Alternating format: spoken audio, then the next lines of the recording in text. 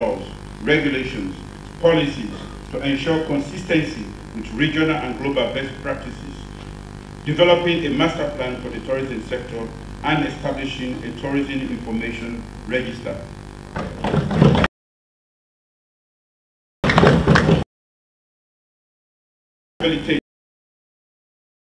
Sites.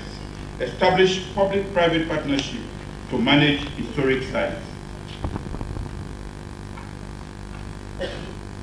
Historic sites designated for tourist attraction and provide them with the needed infrastructure, including water, electricity, communication, and develop tourist infrastructure such as beach resorts, eco. In the area of promoting marketing and improving the international image of Sierra Leone, my administration will, 1, develop and improve web portals, participate in the international tourist activity to the outside world.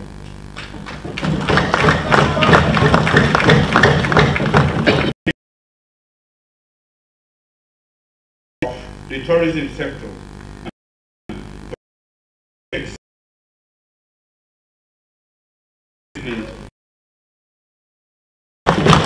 and staffing and for tourism.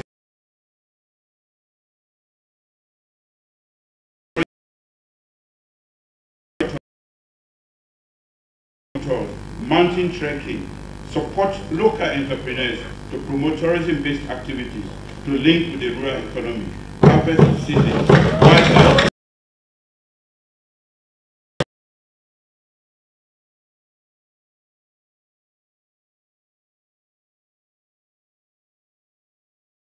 About 24% to GDP and over 80% to export earnings. However, it contributes well below its potential, on average of 15% of total revenue. Direct and indirect employment in large-scale mining engages over 30,000 people, with an estimated 300,000 people.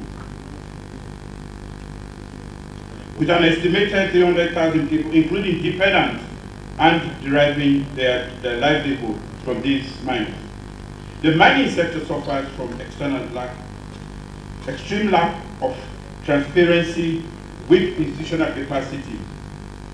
The 2009 Mines and Minerals Act was enacted to regulate the industry.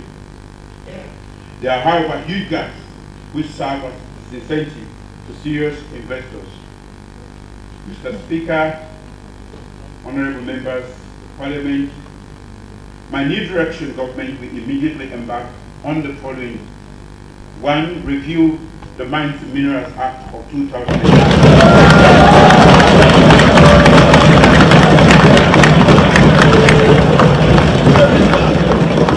As well as mining lease agreement to realign with the mining policy and ensure it is consistent with international best practices. 2, enact the Extractive Industry Revenue Bill. 3, establish the natural resource account for all revenue generated from extractive. Strengthen the National Minerals Agency, NMA. 5, allocate percentages of revenue from the mining sector to education, health, and the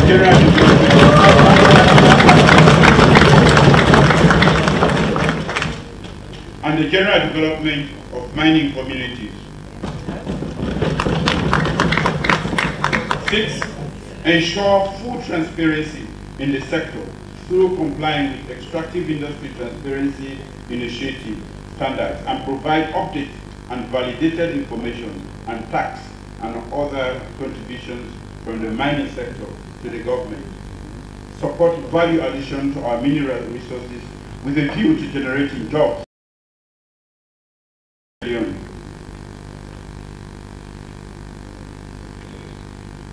8, ensure that all mining companies comply with local content policy. 9, enforce corporate social responsibility in all mining activities.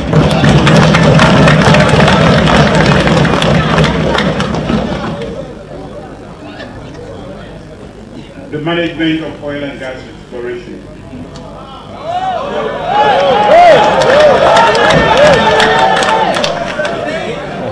Oil and gas exploration in Sierra Leone has had a checkered history. From 2009 to 2013, Sierra Leone drilled 3 successful exploration wells and 1 highly prospective appraisal well. By 2015, due to undisclosed reasons, all operating oil and gas companies in Sierra Leone, except for African Petroleum, had backed out of their contractual commitments and abandoned their operations.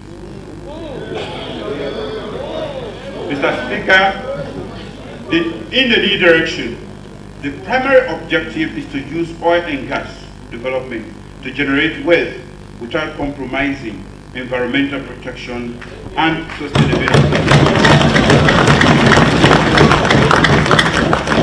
Accordingly, the focus will be on 1. Oil and gas governance, 2. Petroleum fiscal regime, and 3. Capacity building. Hence, on oil and gas governance, the focus of my administration will be on 1. Reviewing policies and laws on oil and gas to be guided by a clear vision. 2. Investing in geological data acquisition and strengthen pre-qualification criteria and ensure transparency to attract the best oil and gas companies. 3. Simplifying both negotiation and tax structures to mitigate knowledge asymmetries with oil companies to reap early revenue and maximize long-term national benefits. Regarding improving fiscal regime, as in the case of mining, my government will enact the Extractive Industry Revenue Bill. In terms of capacity building, my government will restructure the National Petroleum Directorate by recruiting trained and qualified Sierra Leoneans without reference to their ethnic and regional.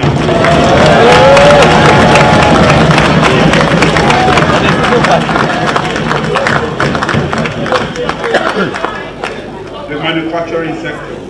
Currently, the manufacturing sector is dominated by informal enterprises and a few former consumer alcoholic beverages, cement, paint, flour, fruit juice, textiles and apparel, handicrafts and furniture. The contribution of the manufacturing sector to GDP is very minimal at 2% of GDP. The main challenges in the manufacturing sector are weak infrastructure, unfavorable business environment, limited access to finance, limited skilled workforce, and unreliable supply of raw materials. The focus of manufacturing industrialization will be on value addition to agricultural products through agro-processing, consumer and immediate goods, and high potential job creating industries. The specific policy action will focus on 1. Improving manufacturing infrastructure, including cost-effective energy sources, transport network and technology. 2. Improving the environment for manufacturing industrialization. 3. Establishing special economic zones and export processing zones. 4. Providing finance to local entrepreneurs for manufacturing industrialization. 5. Technical skills development. 6. Promoting manufacturing industries producing farm implements. Promoting the production of agricultural fiscal situation. Government expenditure far exceeding revenue. This is largely due to the bloated public spending against the backdrop of shrinking domestic revenue. Our domestic revenue makes up only 11.5% of GDP and is one of the lowest in the world. Mr. Speaker, honorable members of Parliament, my government is determined to reverse this deplorable situation.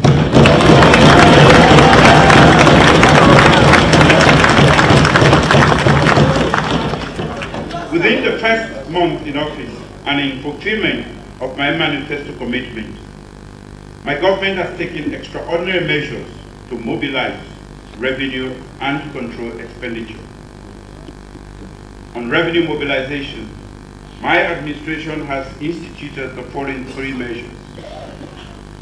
Suspended all duty and tax waivers to organizations, agencies, companies, contractors, excepting organizations that fall under the relevant Vienna Convention on diplomatic missions. In fulfillment of my government's commitment to the Treasury single account, I have directed all ministries, departments, and agencies of government that collect and retain government revenue to transfer all such revenues into the consolidated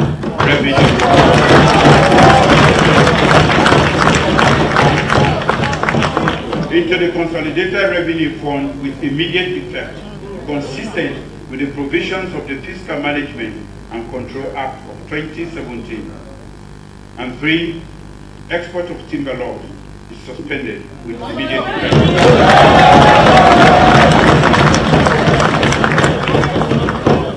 Mr. Speaker, honorable members, I'm pleased to inform you that there has been an unprecedented surge in domestic revenue mobilization resulting from these measures.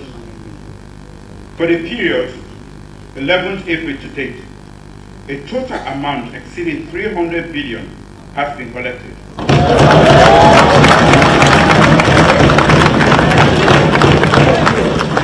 I'm also pleased to report that my administration pays salaries for April and arrears to educational institutions without recourse to central bank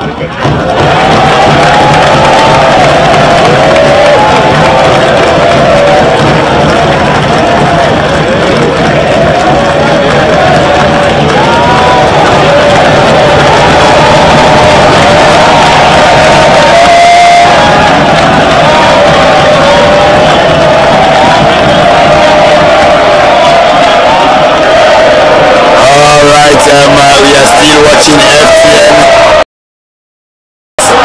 and the members of Parliament are rejoicing from the speech of His Excellency the President, retired Brigadier Julius Marabio. He spoke a lot about improvement in the government of his purview, and we can see members of Parliament. Yes, members of Parliament of the SLPP are singing, and members of Parliament of the APC are also singing and dancing. It's an interesting scene inside the Well of Parliament. APC members, yes, are singing the victory song of the APC. SLPP members are also singing from the well. Oh la la.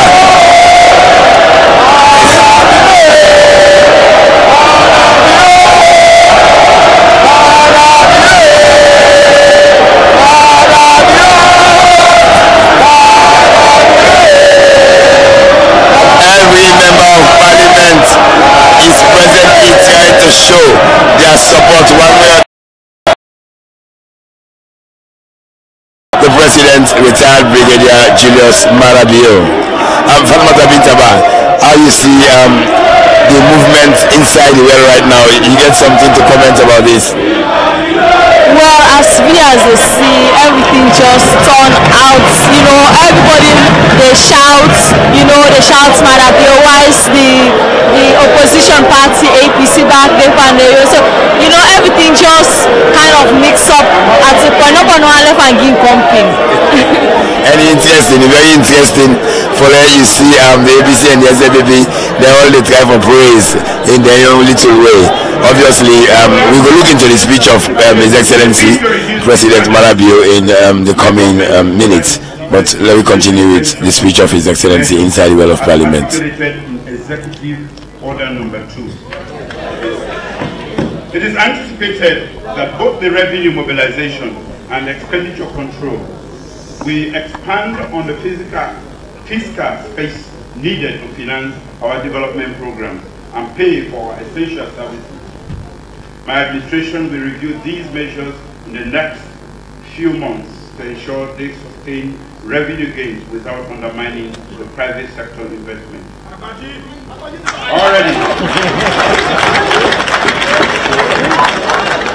Already, my government has established a committee to review duty and tax exemptions consistent with existing legislation. Mr. Speaker, honorable members, my administration will evaluate the implement all audit report findings and recommendations.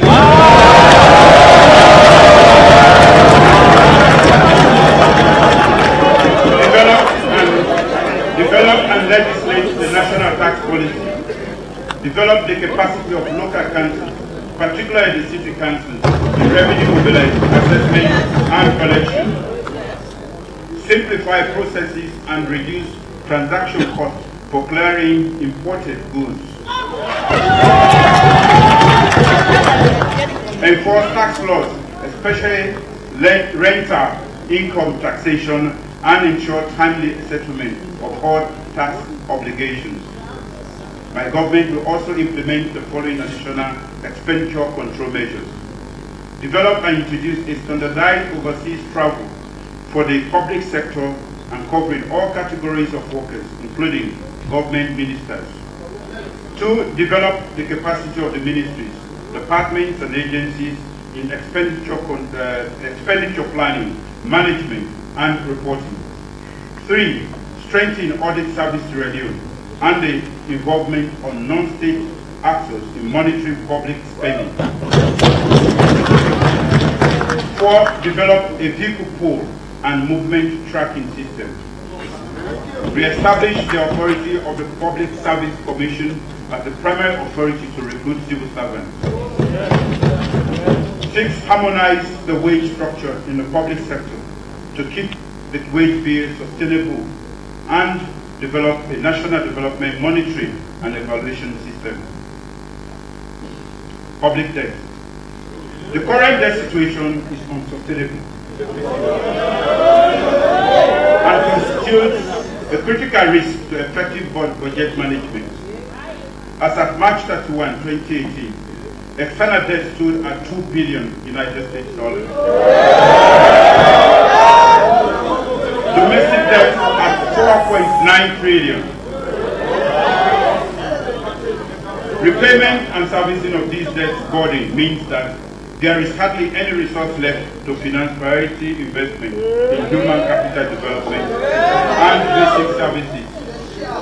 In a new direction, my administration will 1. Introduce the practice of annual debt ceiling beyond which government cannot borrow, and link the borrowing ceiling to a fairly laid out medium-term debt management strategy. 2. Limit external financing of social services to grants.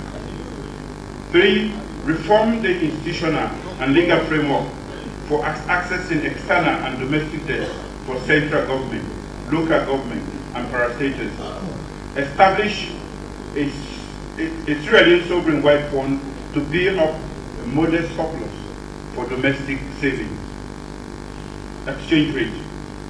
The new direction exchange rate management strategy objective is to maintain a stable and competitive exchange rate through increasing export and reducing import of consumer goods.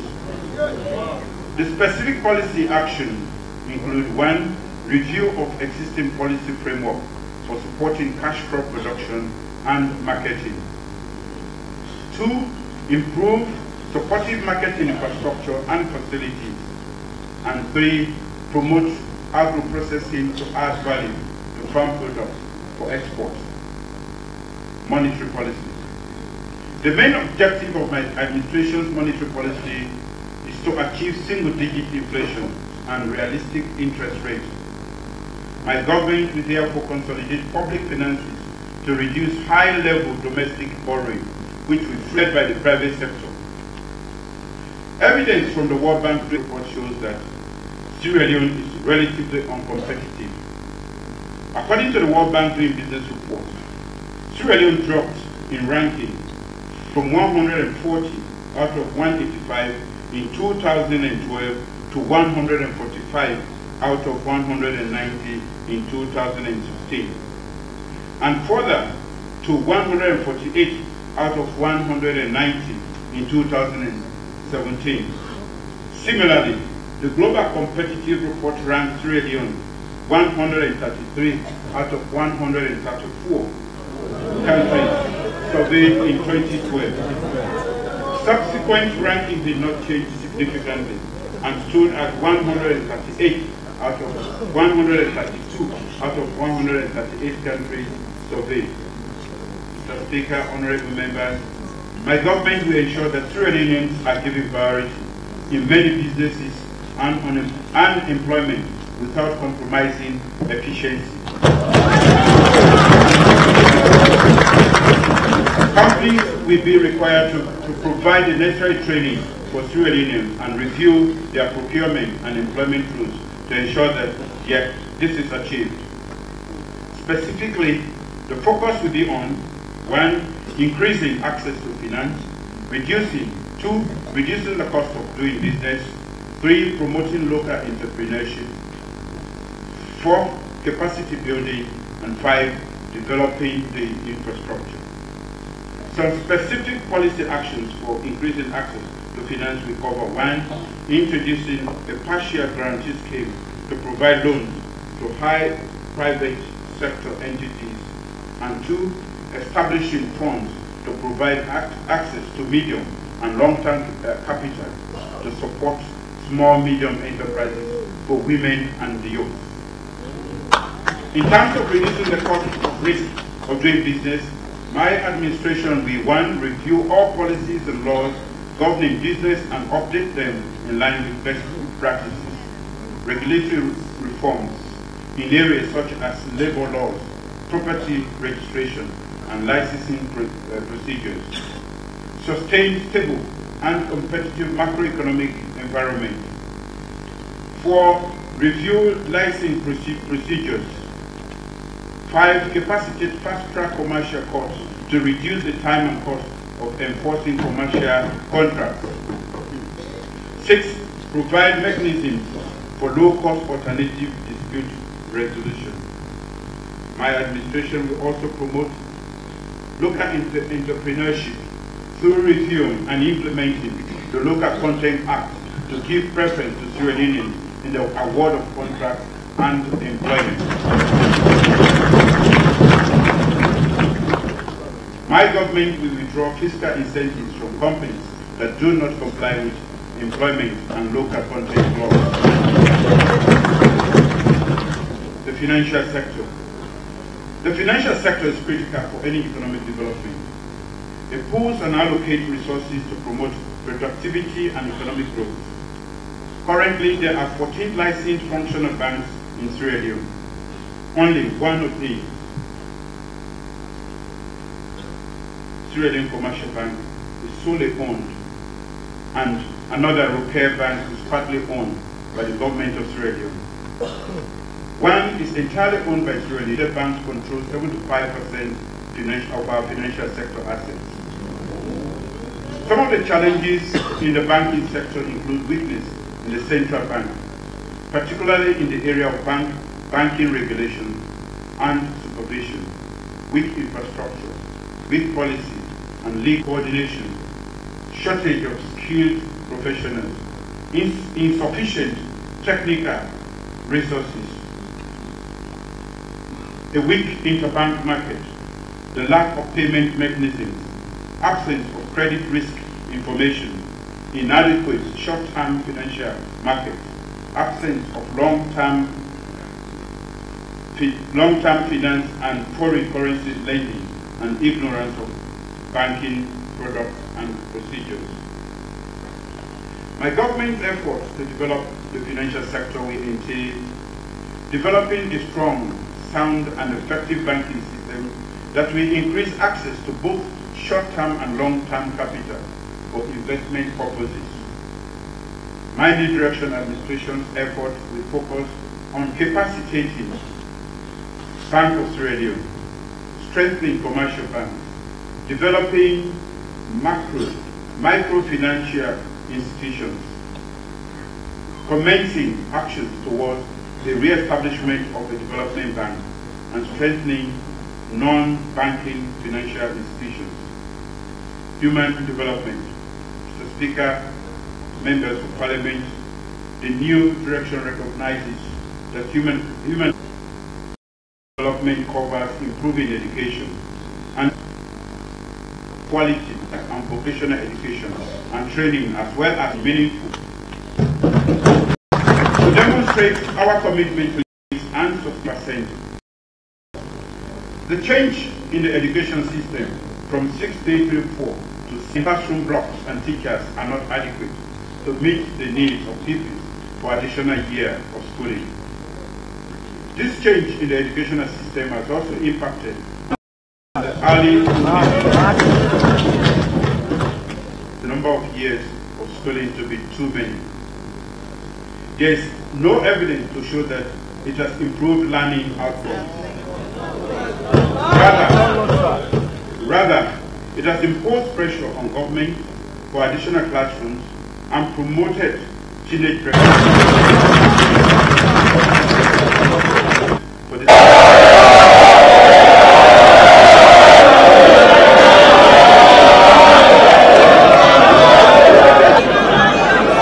Yes, we are still inside the Well of Parliament, live from the Well of Parliament. I think one of the... Starting September 2018, my government will introduce free education. Yes, one of the main sentences Sierra Leoneans we are waiting for has been pronounced by His Excellency the President, retired Brigadier Julius Maya Brido, saying that the next academic year will start the kickoff of free education. As you can hear from the back, everybody is yelling, welcoming the statement of His Excellency the President, retired Brigadier Julius Marabio. And it was a long time awaiting statement. Sierra Leoneans have long been waiting this particular statement that he has made a couple of minutes ago. As you see from the well, everybody seemed to be overwhelming with the sentence of His Excellency the President, retired Brigadier Julius Marabio. High-level interministerial and partner group on free education, comprising of relevant ministries and partners, will be set up. This group will provide strategic guidance to the planning and design of the program, mobilize resources, and oversee the implementation. Second, a technical group on education comprising professionals from relevant MDAs and partner agencies will be established to design the program, coordinate and monitor the implementation. The technical group will report to the high-level interministerial and partner group. Mr. Speaker, honorable members, improve the success of one, review the education sector plan to ensure it is realigned with the priorities of the new direction. 2, strengthen educational management and information system to support informed strategic decision making.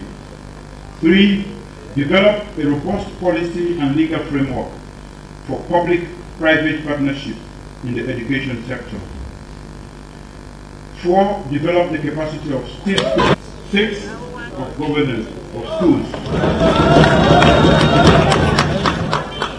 Redefine their roles and introduce a compulsory reporting requirement.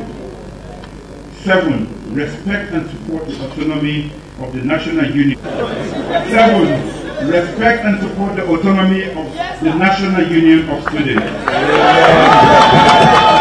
And 8, promote social dialogue with relevant stakeholders in the education service delivery, including the Sierra Leone Teachers Union.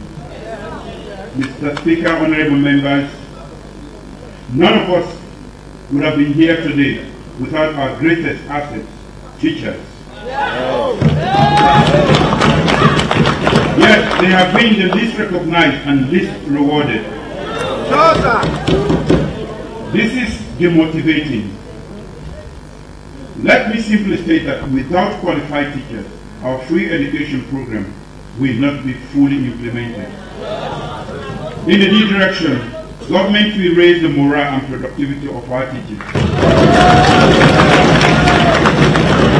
To this end, I hereby pronounce the presidential initiative for teachers. The initiative will ensure that matters relating to teachers are treated with utmost importance. Additionally, my administration will, 1, review and make functional the Teaching Service Commission.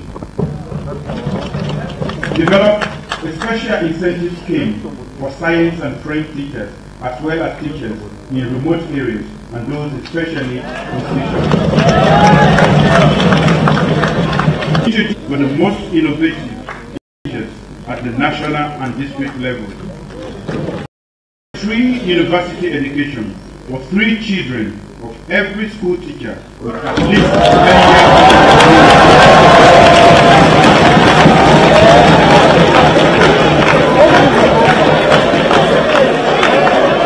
Free university education for 3 children of every school teacher with at least 10 years teaching experience.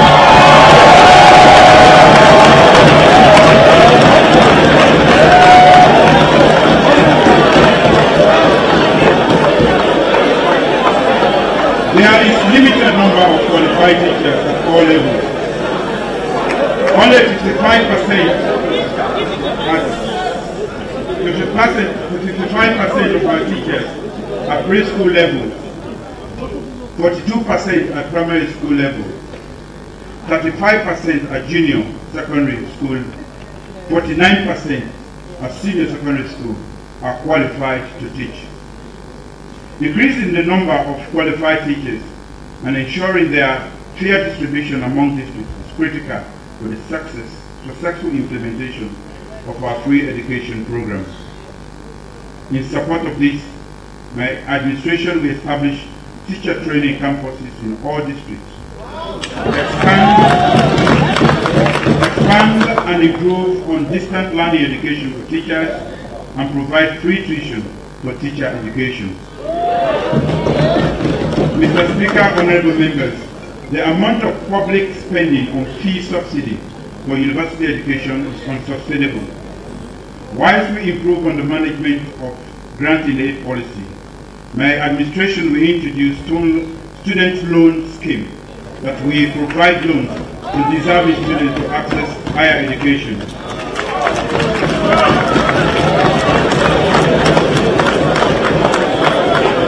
Mr. Speaker, free education will increase demand for schools. As a progressive government, we need to prepare for the anticipated increase in school enrollment. Therefore, my administration will adopt a policy of 1 administrative section, 1 primary school, 1 electoral ward, 1 secondary school, and 1 electoral constituency, 1 senior secondary school. Additionally, my government will construct new classroom blocks in urban towns to reduce congestion in schools and eventually eliminate the 2-shift system in the next few years.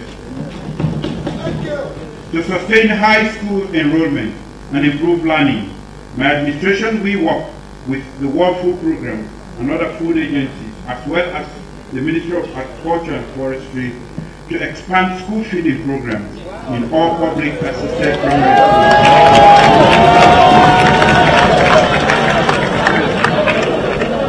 The cost of transportation constitutes a major share of urban household expenditure on education.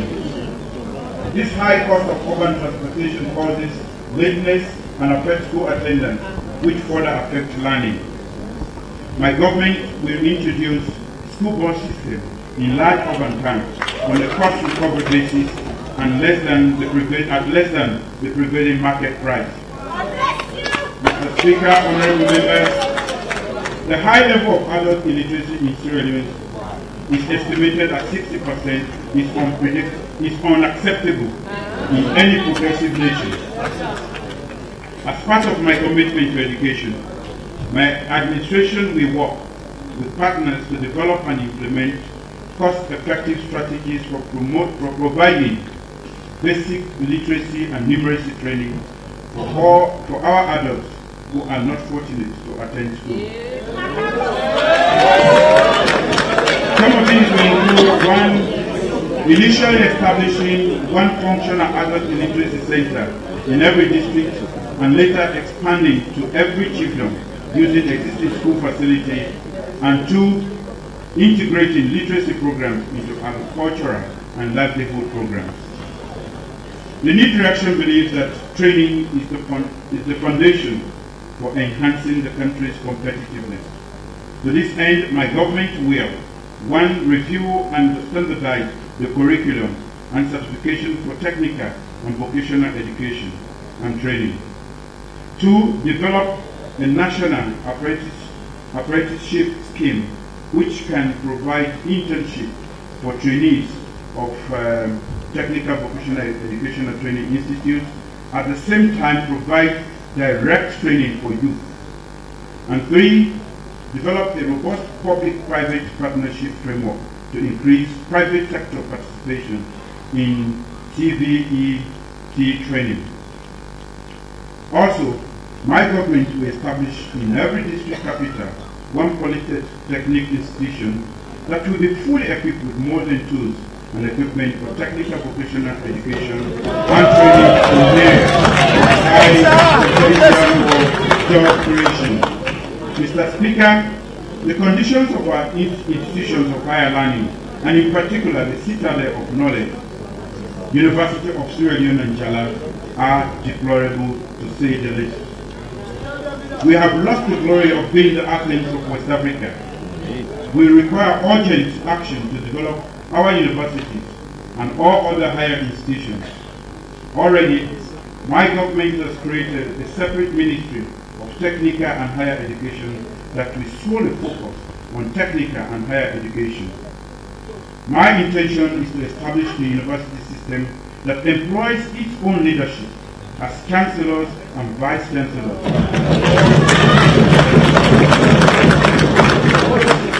As chancellors and vice chancellors with distinguished and proven records of higher education leadership and significant international clout and contacts. In this light, effective 2019, I, as President, will cease to be the Chancellor of the University.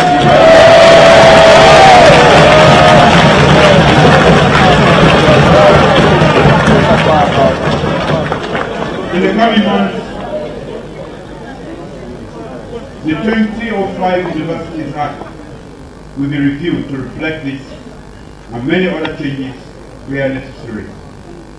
Science and technology is the bedrock of development of any modern economy. Unfortunately, in Sierra Leone, the schools and colleges lack even the basic facility for scientific research. My government is setting up the Directorate of Science, Technology and Innovation to develop a framework for scientific research. Initially, this directorate will be midwifed in the office of the President, but shall work closely with the Ministry of Technical and Higher Education. Mr. Speaker, honorable members, one of the reasons for the attitudinal challenges is limited civic education among the population. This is compounded by mass illiteracy among the population. If we are to develop as a nation, we must educate our people on rights, responsibilities, and obligations as good citizens. To this end, my government will launch a national civic education program to provide civic education in our educational institutions and communities. Additionally, my administration will direct that civics be reintroduced in our schools and colleges.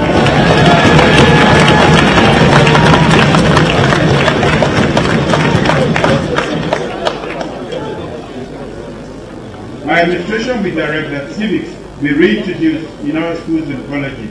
Comprehensive curriculum for all levels to be developed, and civic educators be provided training to cascade the training in schools. Health. According to the World Health Organization (WHO) statistics, Life expectancy in 2015 was estimated at 50 years, compared to 53 in neighboring Liberia, and 59 in Guinea. According to the Demographic and Health Survey 2008, infant mortality rate increased from 89 per 1,000 in 2008 to 92 per 1,000 in 2014. And under 5 mortality rose from 140 per 1,000 in 2008 to 156 in 2014. Maternal mortality was 1,165 per 1,000 live birth in 2014 compared to 857 in 2008. WHO even estimated maternal mortality rate at 1,360 per 1,000 live birth and put Sierra Leone as least in the Child Survival League table. 2 out of every maternal death is due to teenage pregnancy. The figures above indicate that the free health care launched in 2010 has not created the desired impact.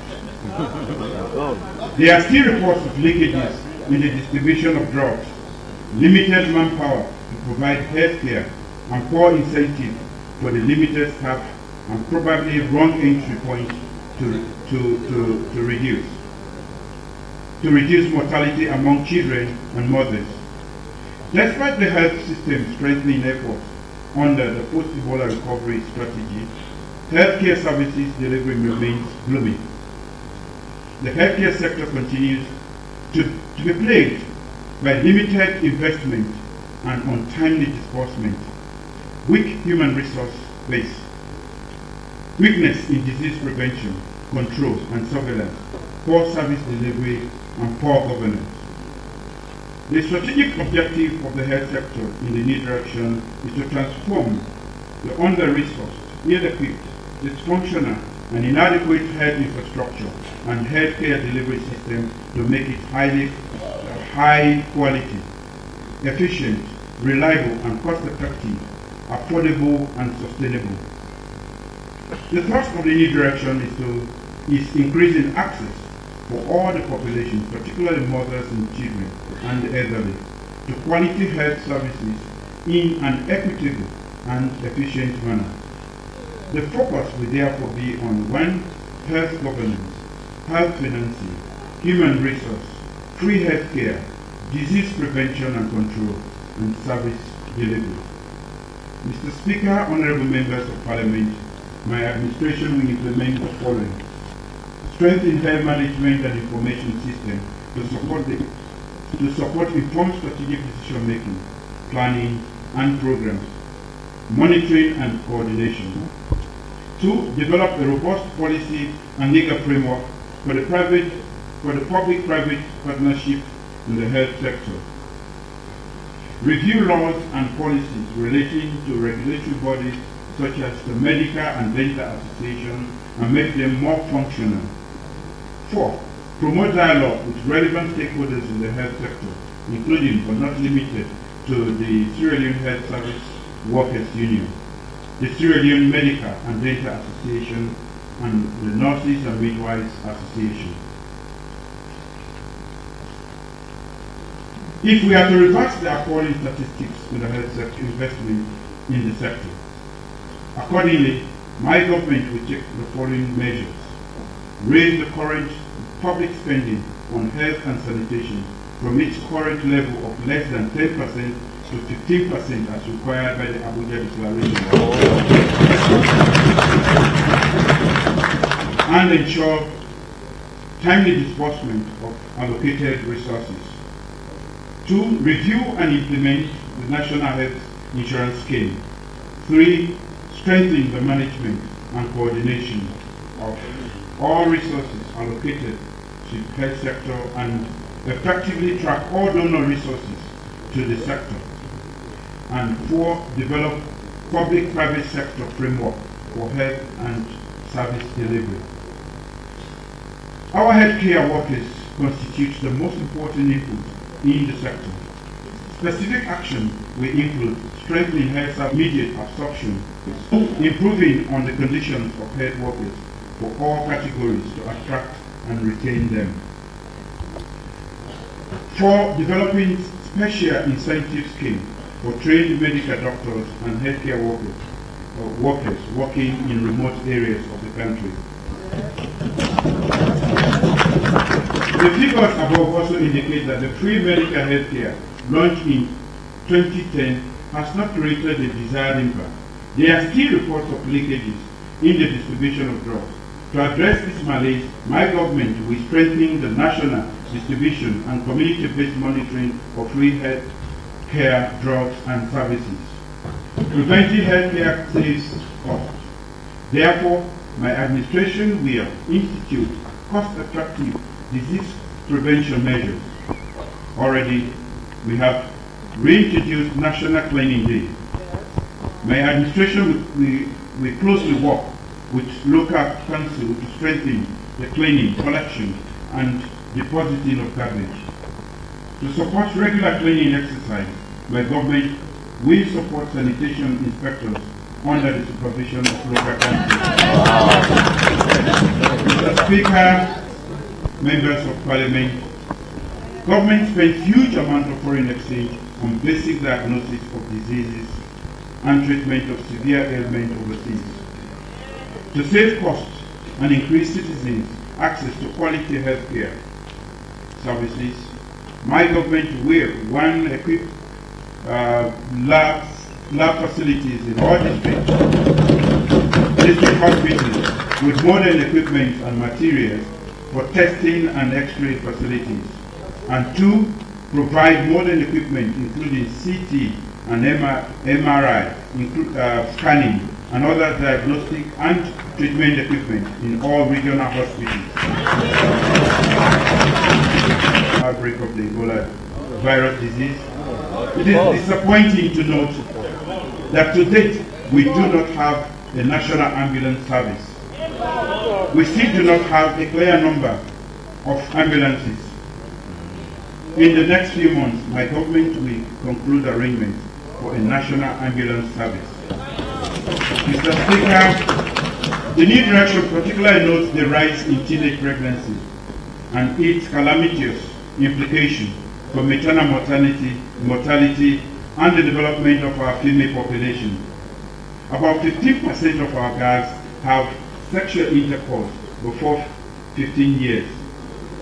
Our adolescent pregnancies are among the top 10 countries in the world, and about 28% of adolescent women aged between 15 and 19 years are already mothers or pregnant, and 44% of girls are married before 18 years.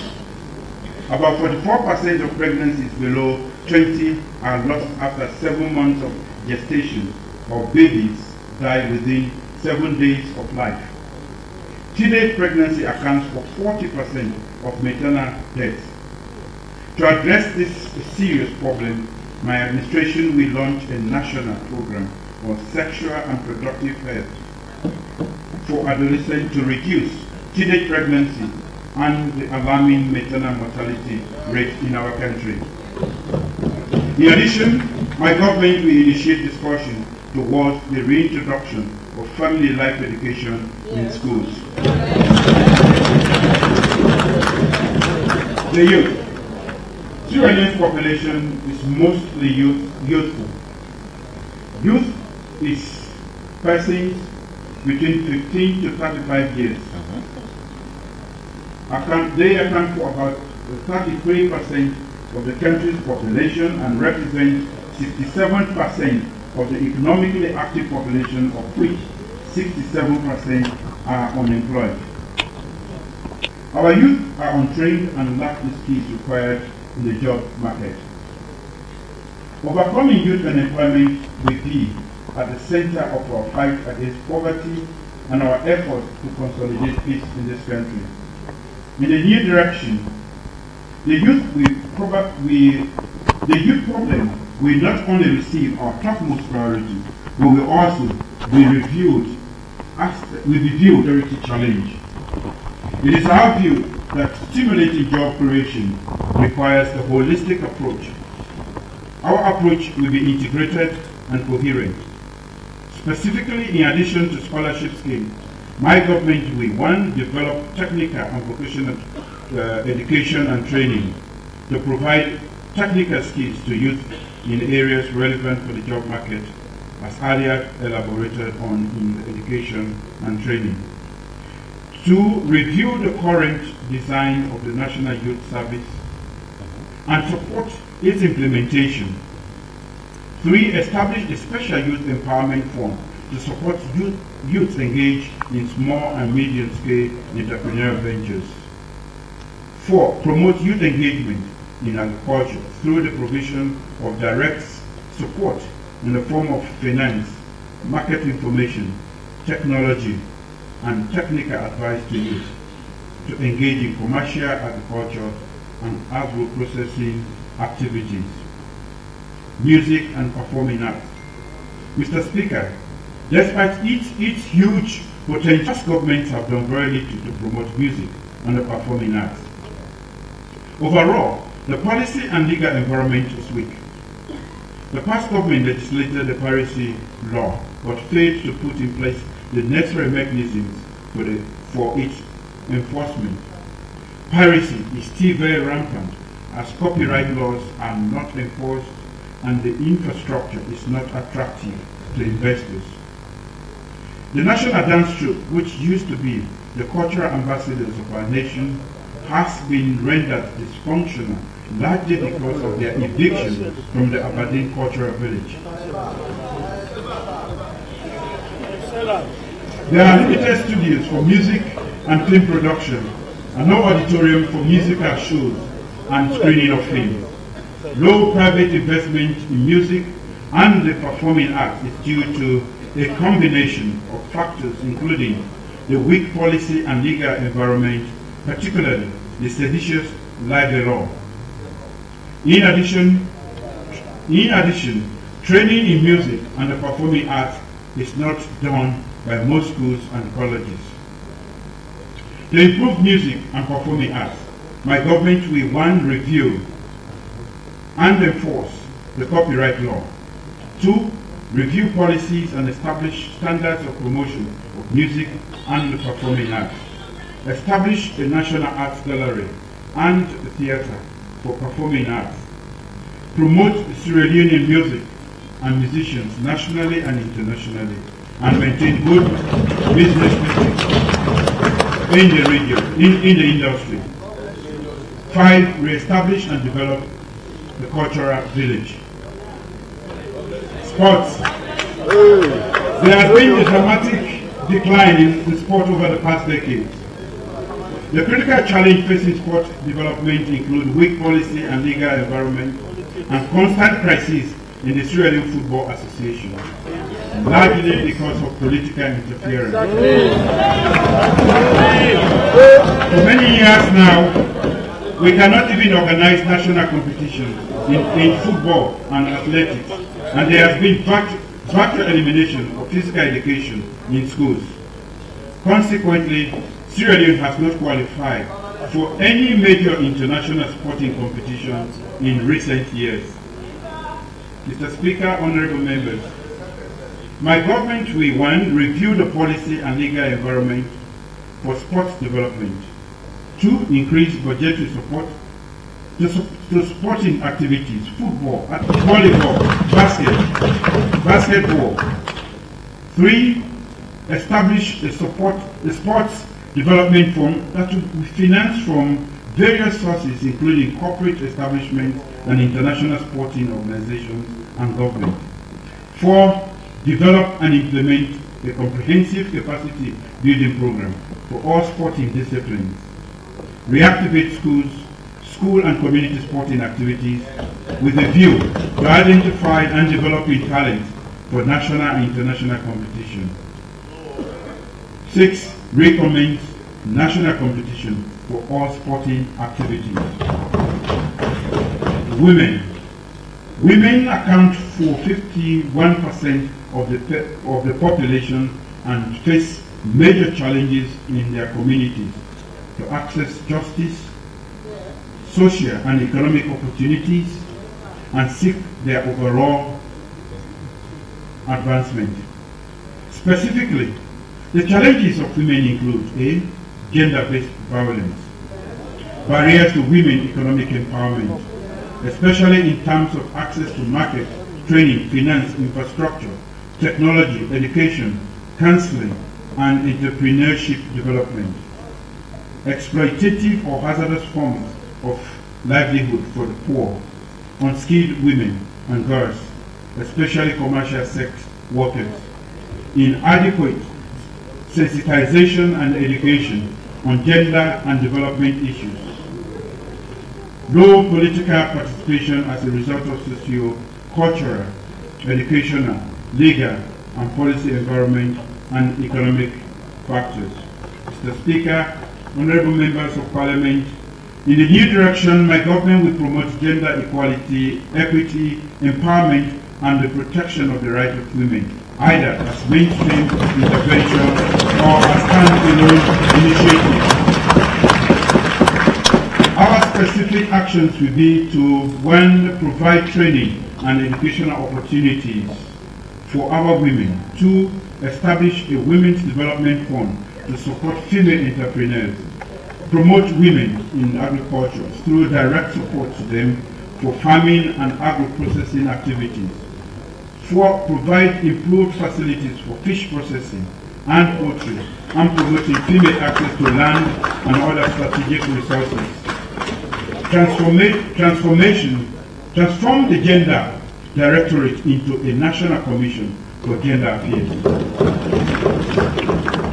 Persons living with disability and the aged. The most disadvantaged group in Sierra Leone is the physically challenged. Although the last Parliament enacted a disability bill, no concrete action was taken by the outgoing government to provide basic services to persons living with disabilities, or even implement the provisions of the Act.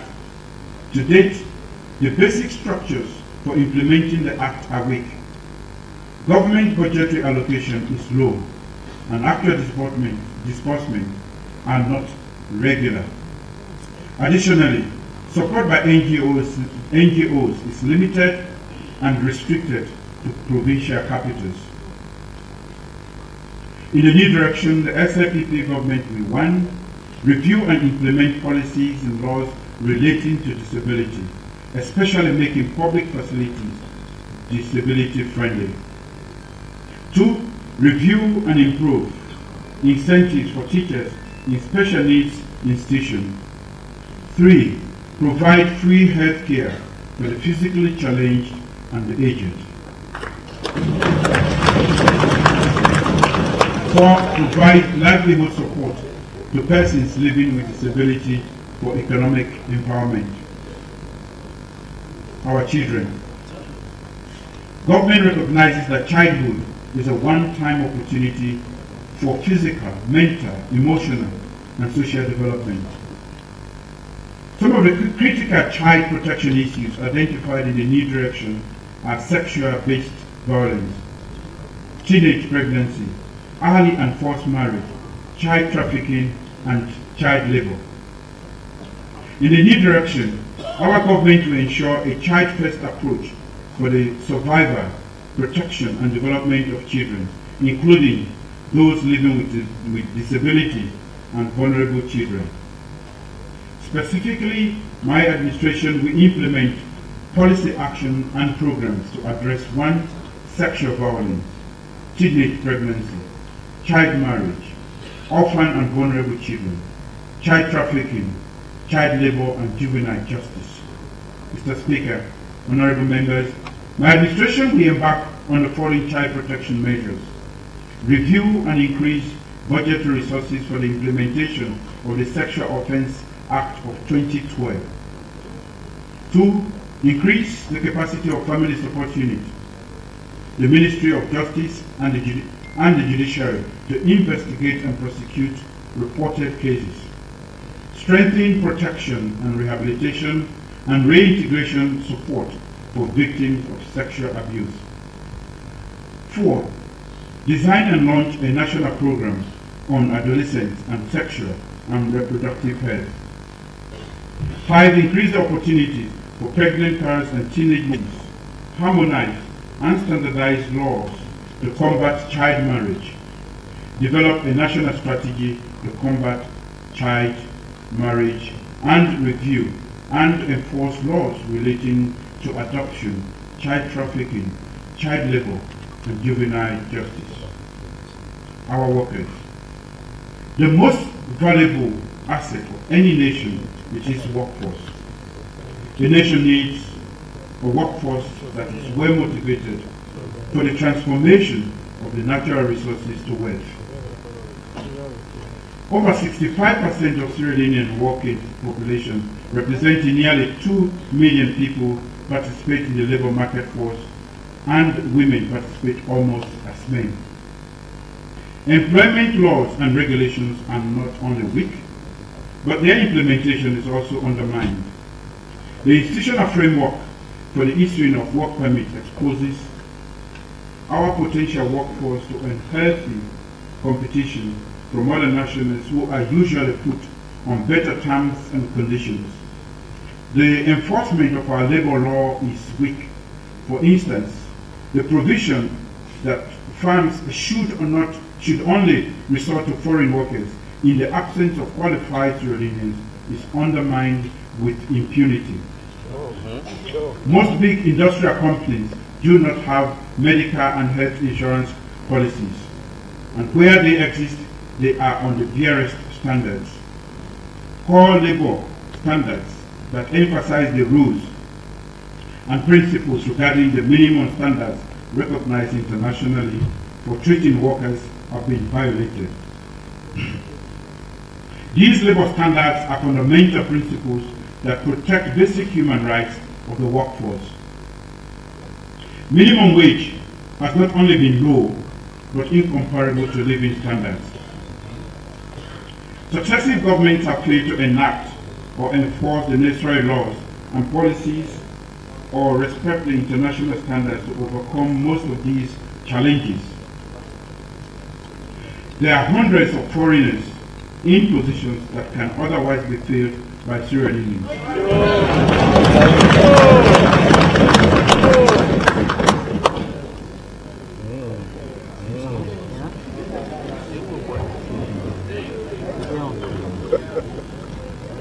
Illegal dismissals without benefits are common. The pension scheme for the National Social Security and Insurance Trust, which was set up in 2001, is seriously challenged. The misuse of the pension fund, non-payment of contributions by both government and private employers, wrong investment decisions of the pension fund, non-reporting of dividends, if any, from investment of the pension fund, and the politicization and poor leadership of the trust are now the norm. Mr. Speaker, honorable members of Parliament, in the new directions of government, we adopt a Sierra Leone first policy wherein the interests of Sierra Leoneans will be paramount. My government will 1. Review and implement the Local Content Act. 2. Review existing mechanisms issuing and enforcing work permits. 3. Review all laws, regulations, and agreements to ensure that apart from statutory social security benefits, employers have in place medical and insurance policies consistent with international best practice. 4. Establish a minimum wage board comprising government agencies and private agencies with the primary responsibility of setting the minimum wage at regular intervals. 5. Capacitate the Ministry of Labour to enable it to monitor and enforce labour laws, policies, and regulations effectively. 6. Conduct a comprehensive systems audit entailing financial, procurement, technical, and management audits, and an audit of all its investments with a view to restructuring NACIP and making it more effective and efficient. And 7, review the NACIP Act and restructure the institution to make it more efficient and effective for achieving its objectives. Energy supply.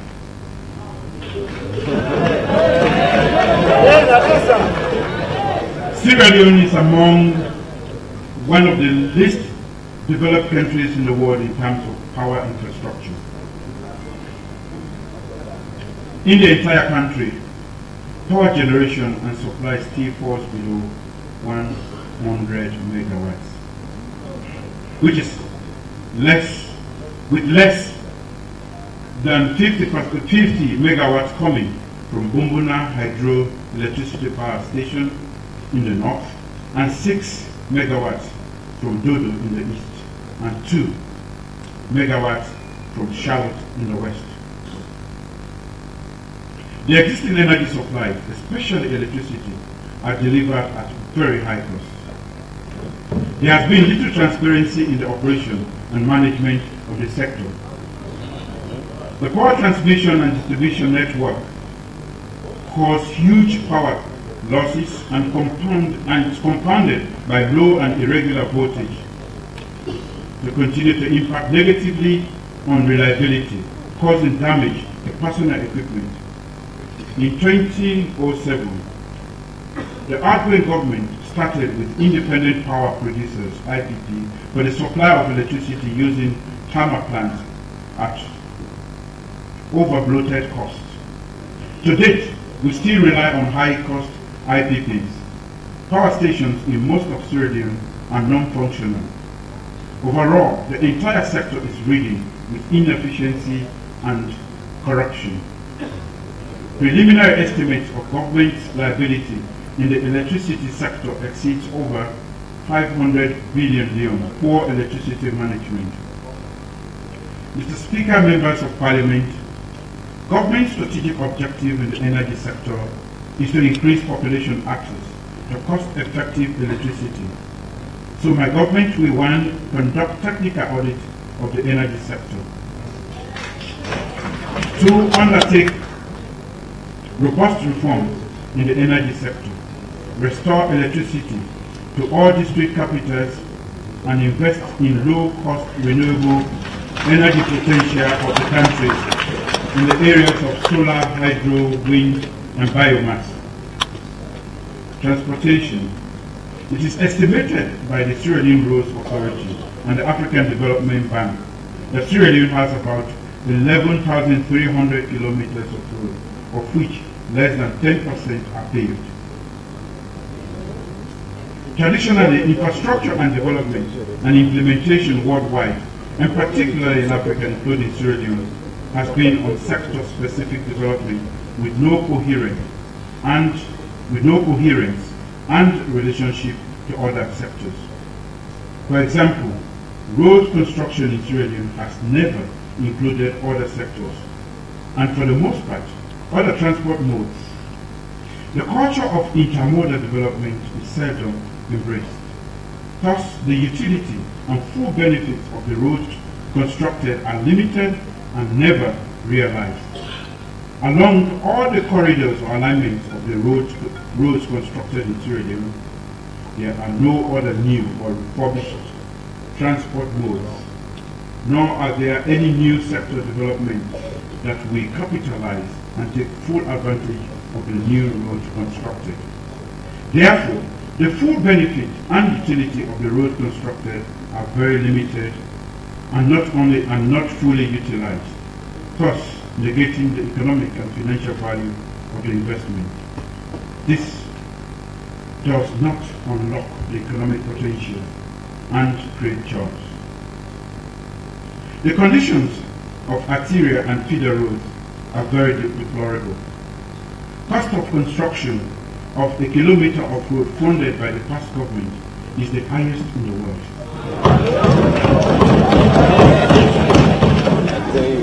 The quality of the roads constructed is poor and the implementation very shoddy. Overall, corruption has marred the road construction.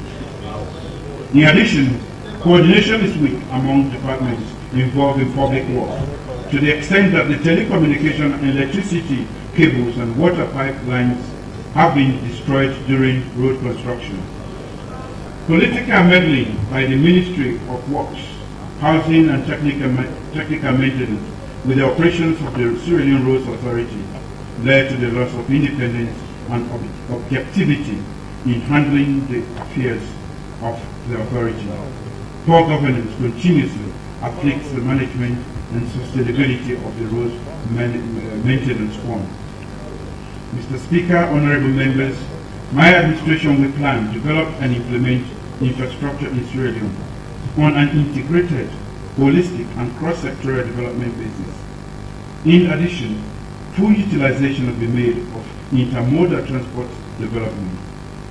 Whenever a new road is constructed, provision will be made to ensure that along the same road corridor or alignment, there is pipeline for fiber optics to improve information communication and technology connectivity.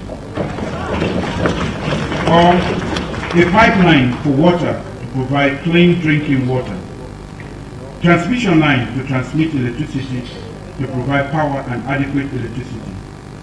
Specifically, my administration will 1. Promote and implement a holistic, integrated infrastructure that will maximize the utility and effectiveness of infrastructure, thereby greatly contributing to the overall socio-economic development of the country regardless of region.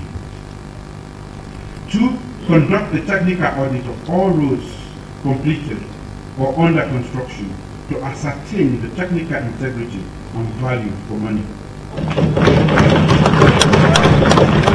Address the current traffic congestion in Freetown, not only by the construction of new roads, but also by employing proven and practical traffic engineering mitigation measures. 4. Complete all ongoing roads projects and commit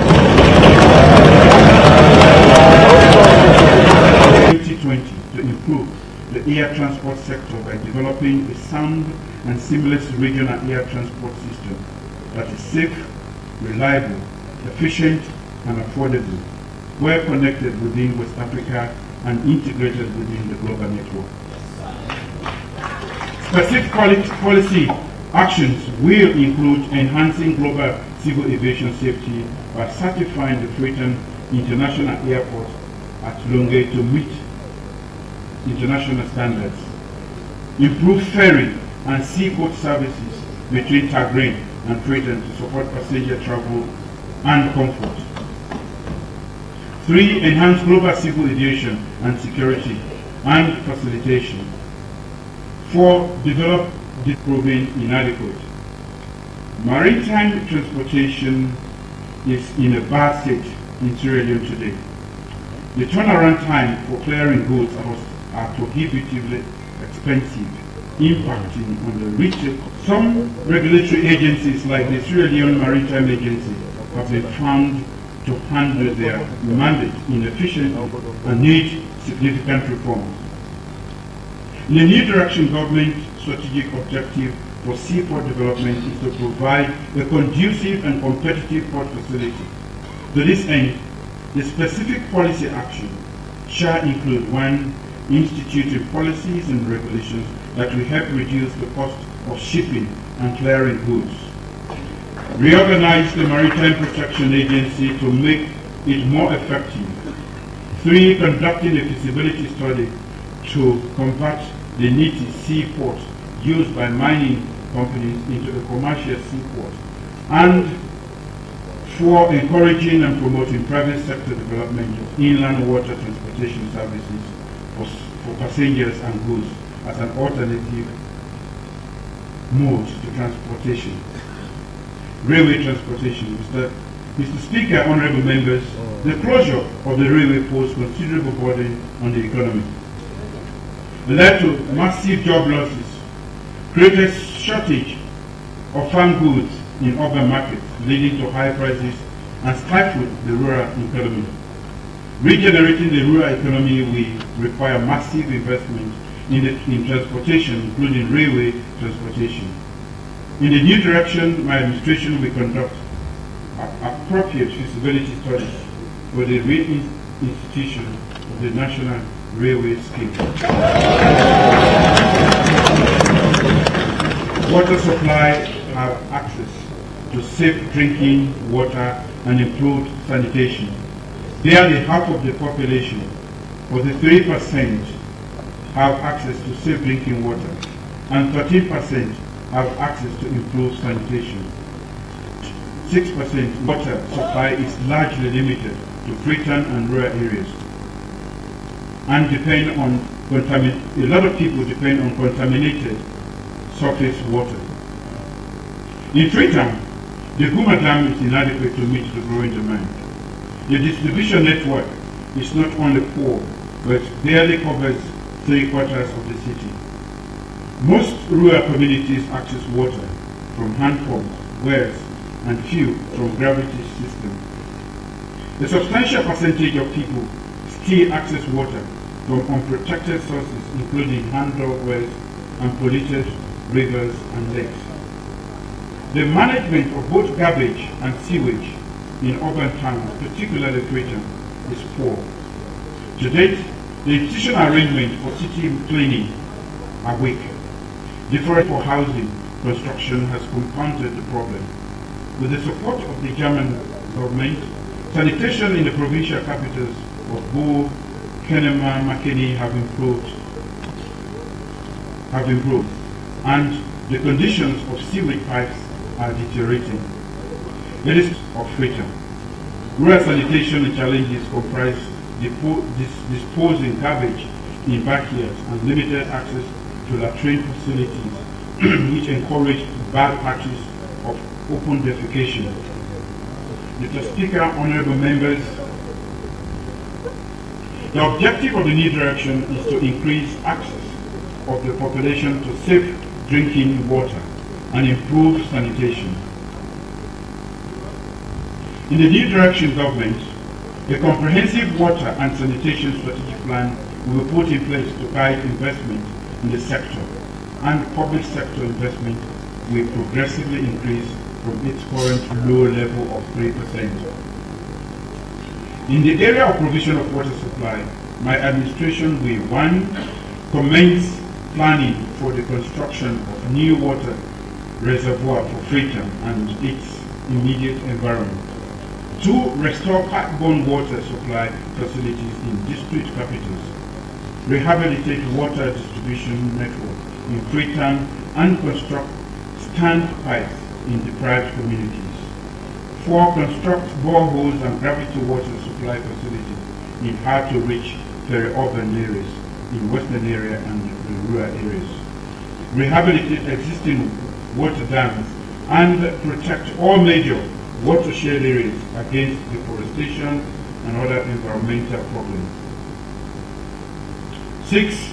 Undertake reforms in the water sector, including unbundling water generation from distribution as it is in the energy sector to improve on efficiency and cost recovery. Strengthening the maintenance capacity of Goma Valley Water Company, the Sierra Leone Water Company, as well as local councils. Information, communication, and technology. An efficient ICT network improves human life and accelerates economic development. This includes telephones and computing equipment, satellite equipment, right down to regular television and radio service. Statistics all around the world have proved that countries that take ICT seriously develop faster than others and have improved competitiveness.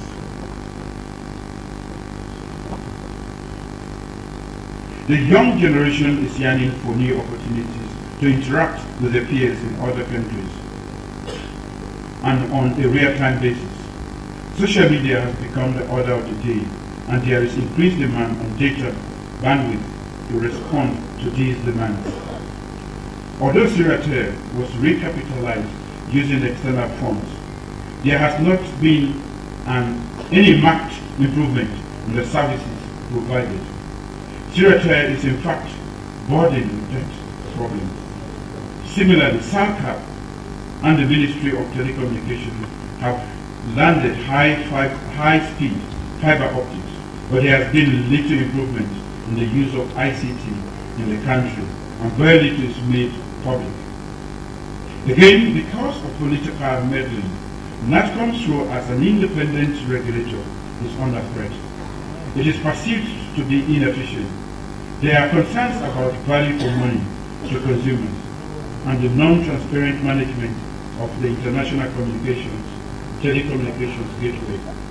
Mr. Speaker, members of Parliament, my new direction will ensure that communication services are improved to such an extent as to contribute significantly to the country's economic development and at affordable cost.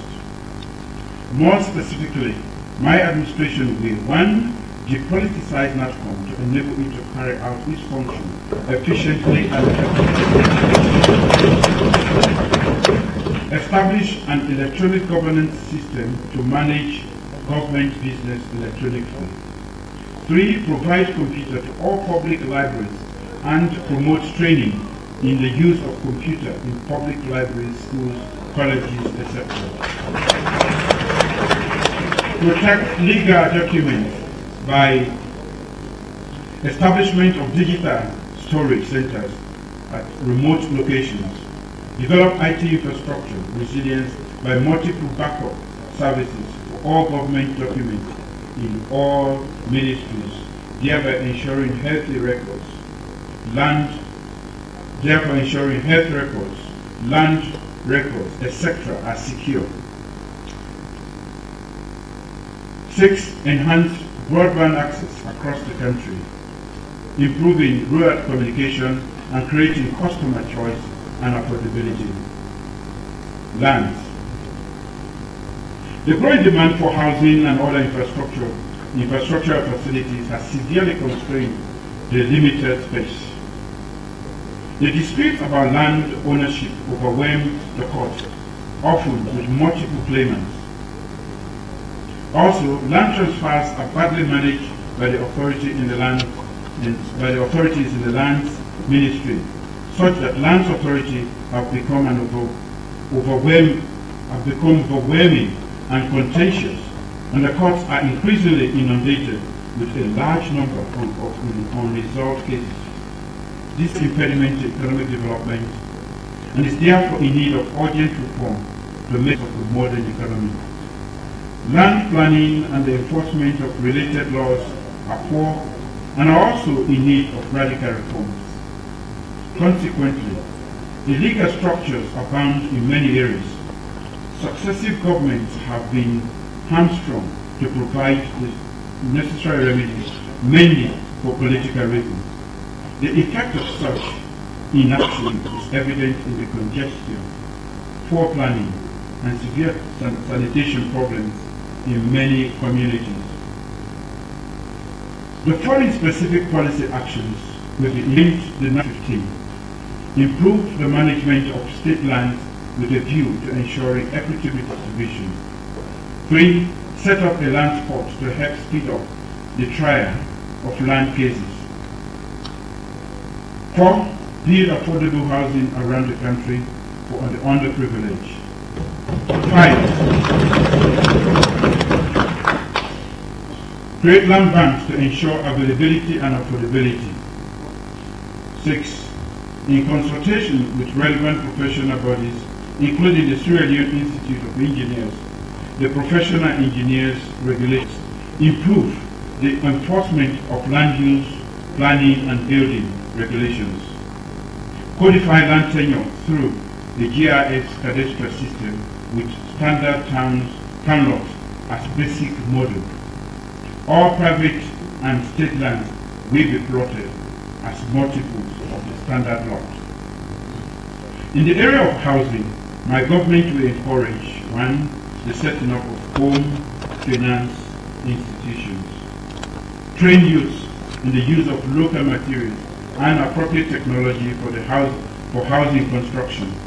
3. Design and implement a national program for housing, encourage large-scale local production of building materials. Environment, 163 out of 110, indicating phenomenal regression since the end of the Civil War. The 2013 Various Macrocrops Index ranked Sierra Leone the third most vulnerable to climate change in the world.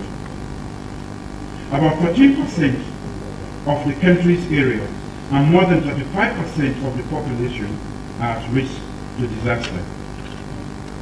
In the last 15 years, 4 major floods have affected 220,000 people and caused severe loss and economic damage.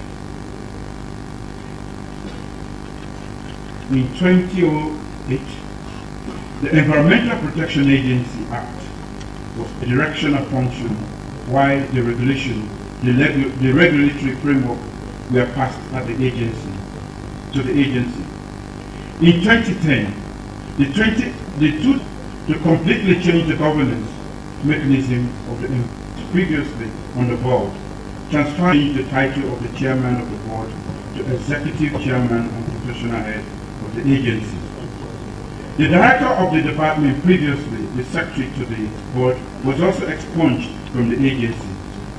All in all, the EPA has been politicized and made generally dysfunctional without any effective collaboration and coordination between itself and the many MDAs so essential for the proper observation and implementation of environmental protection. The policy action will focus 1 on environment forest resources, 3 ecosystem preservation.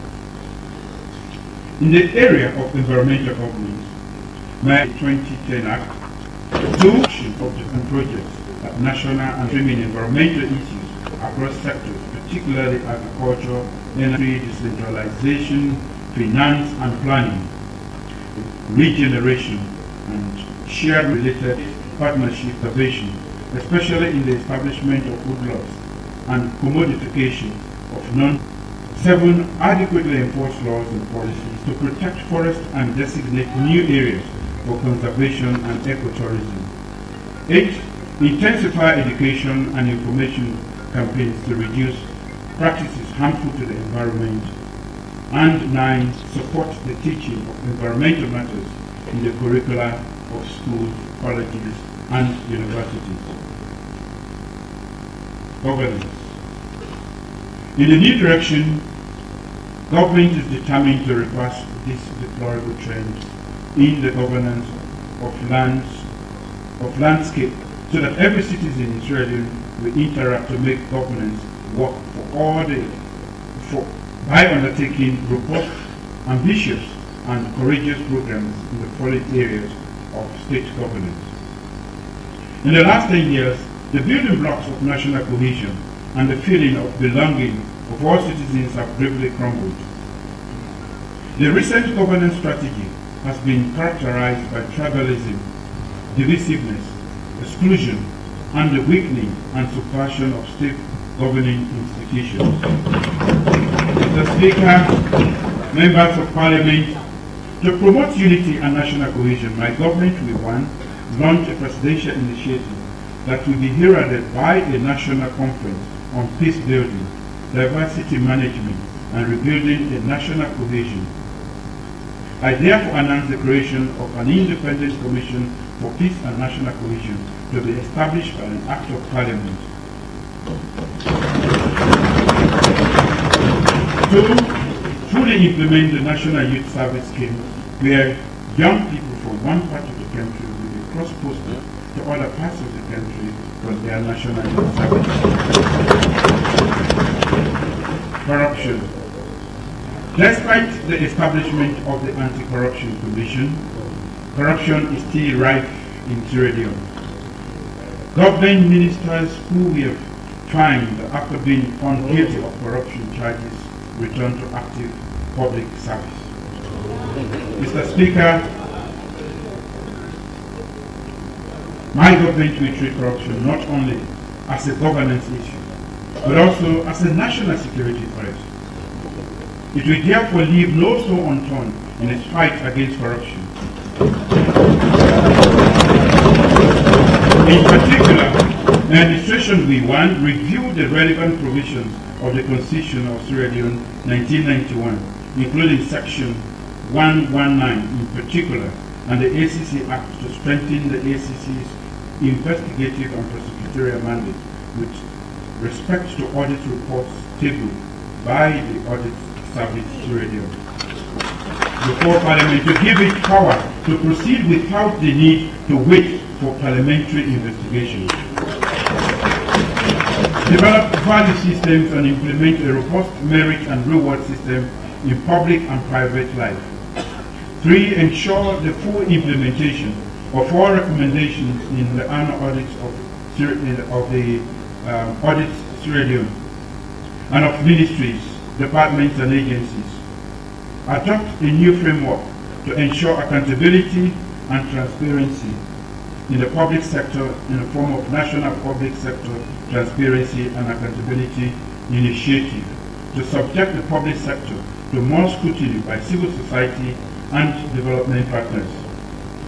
5. Set up a system for planning, monitoring and reporting on development results referred to as the result-based management, wherein development targets will be set at the start of each year and senior managers will be accountable for delivering on these results. Strengthen monitoring and public funds and establish a special anti-corruption division in the High Court to promote judicial specialization and expeditious trial of corruption cases. Security. The security sector presently consists of about 10 agencies with political oversight from the Office of the President in the case of Office of National Security, the Central Intelligence and Security Unit, and the Republic of Sierra Leone Armed Forces, RSLA. The Ministry of Internal Affairs has oversight responsibilities for the Sierra Leone Police, National Fire Force, National Civil Registration Authority, Immigration Department, and National Drugs Enforcement Agency. The critical challenges in the security sector cover inadequate logistical support, inhibiting and impeding the collection and analysis of intelligence, poor conditions of service leading to corruption at every level in the sector, dependency on donor support, creating uncertainty and around continuity of reforms, weak coordination among security agencies, inadequate budgetary allocation, and delays in payment. We will build on the progressive reforms of the security sector that commenced after the end of the war, with a focus on professionalism, depoliticization, and equipping all forces and agencies for effective service delivery.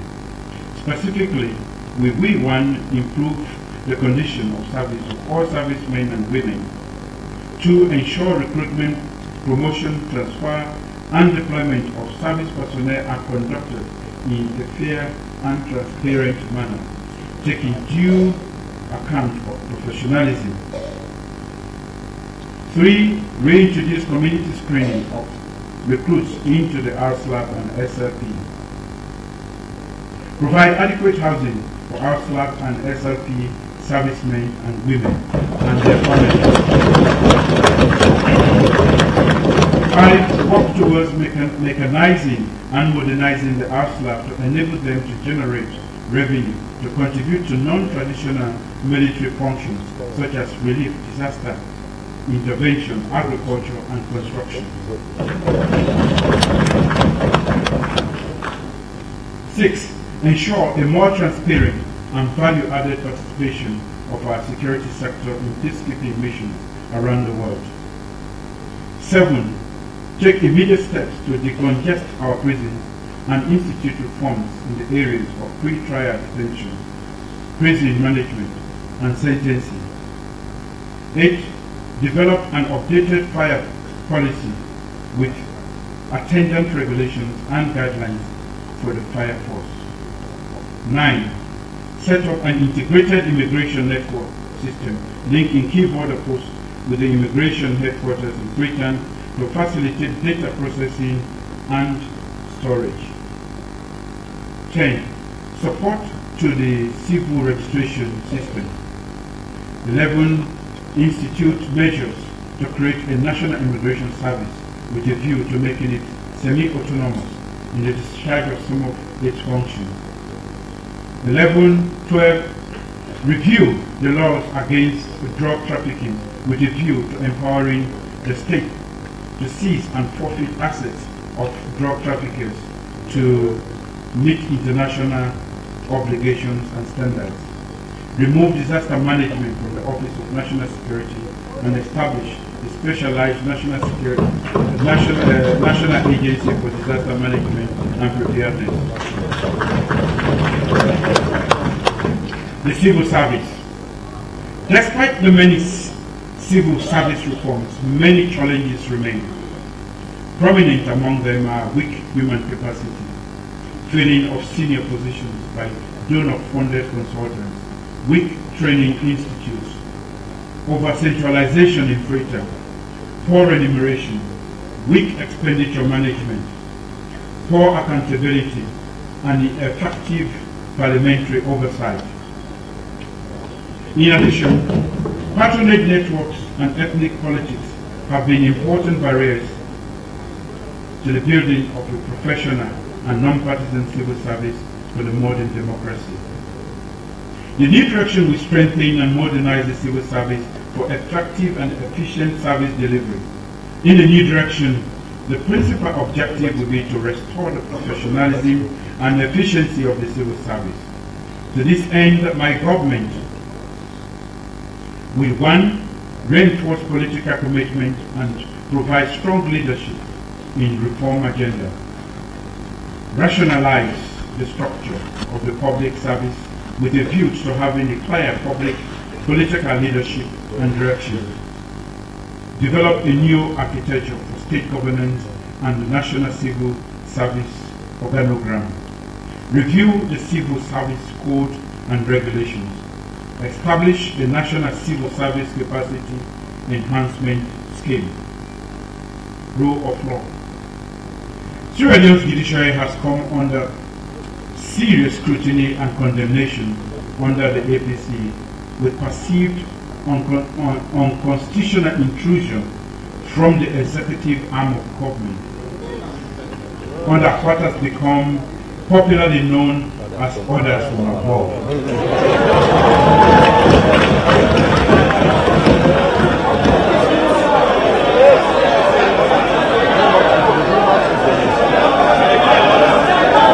Sierra Leone's judiciary has come under serious scrutiny and condemnation under the APC government with perceived unconstitutional intrusion from the executive arm of government under what has become popularly known as orders from above.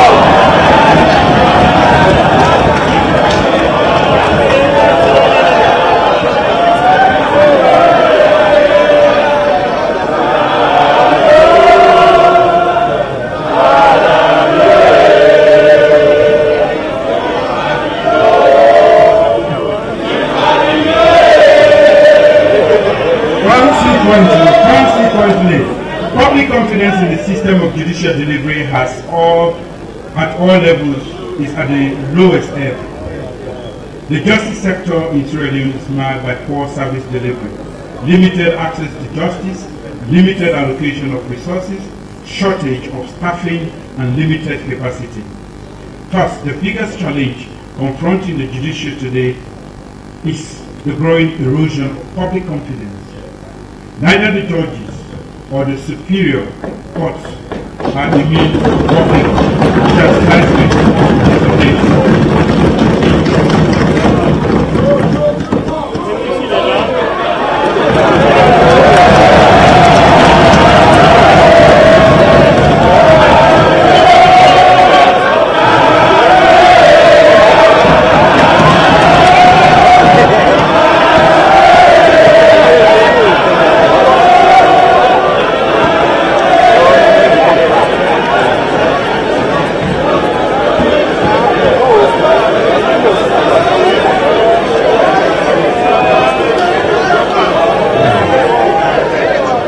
The present status of the judicial system, therefore, continues to be a huge source of grave concern for the maintenance of good governance and national stability.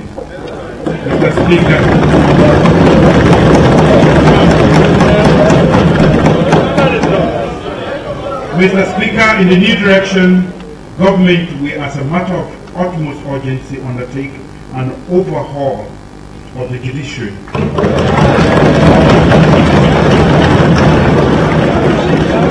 And justice delivery system in Sierra Leone, with a view to restoring public confidence in its independence and impartiality, and make justice accessible and available for all.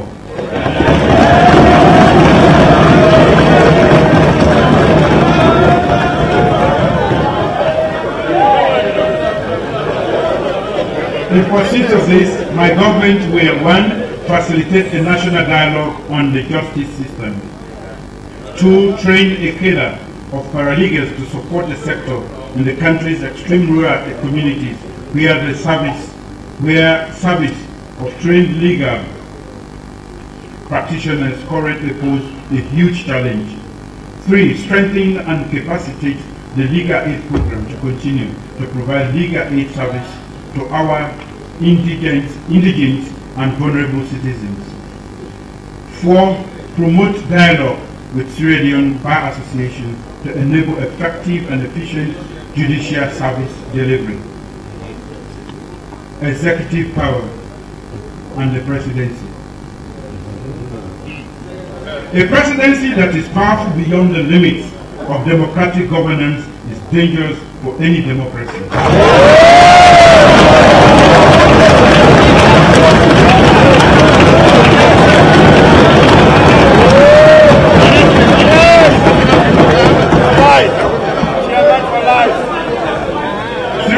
We are disappointed by the unlimited and ungraded use of executive powers over the last 10 years.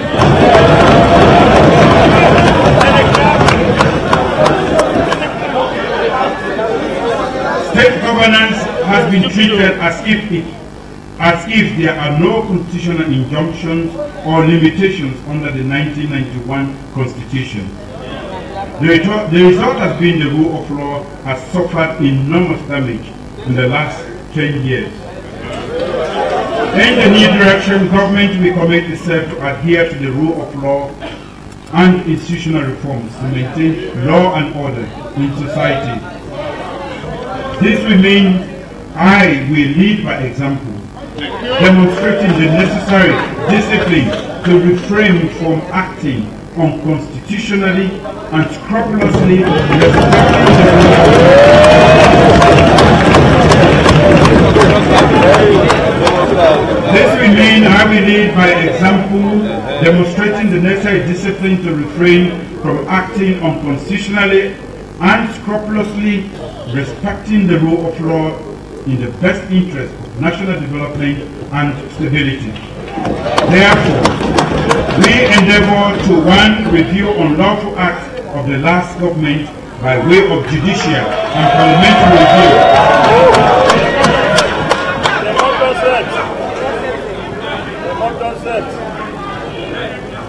By way of judicial and parliamentary review to facilitate the quick restoration and maintenance of the rule of law. Strengthen judicial independence to avoid the current embarrassment engendered by the ECOWAS court ruling in Sam Sumana State.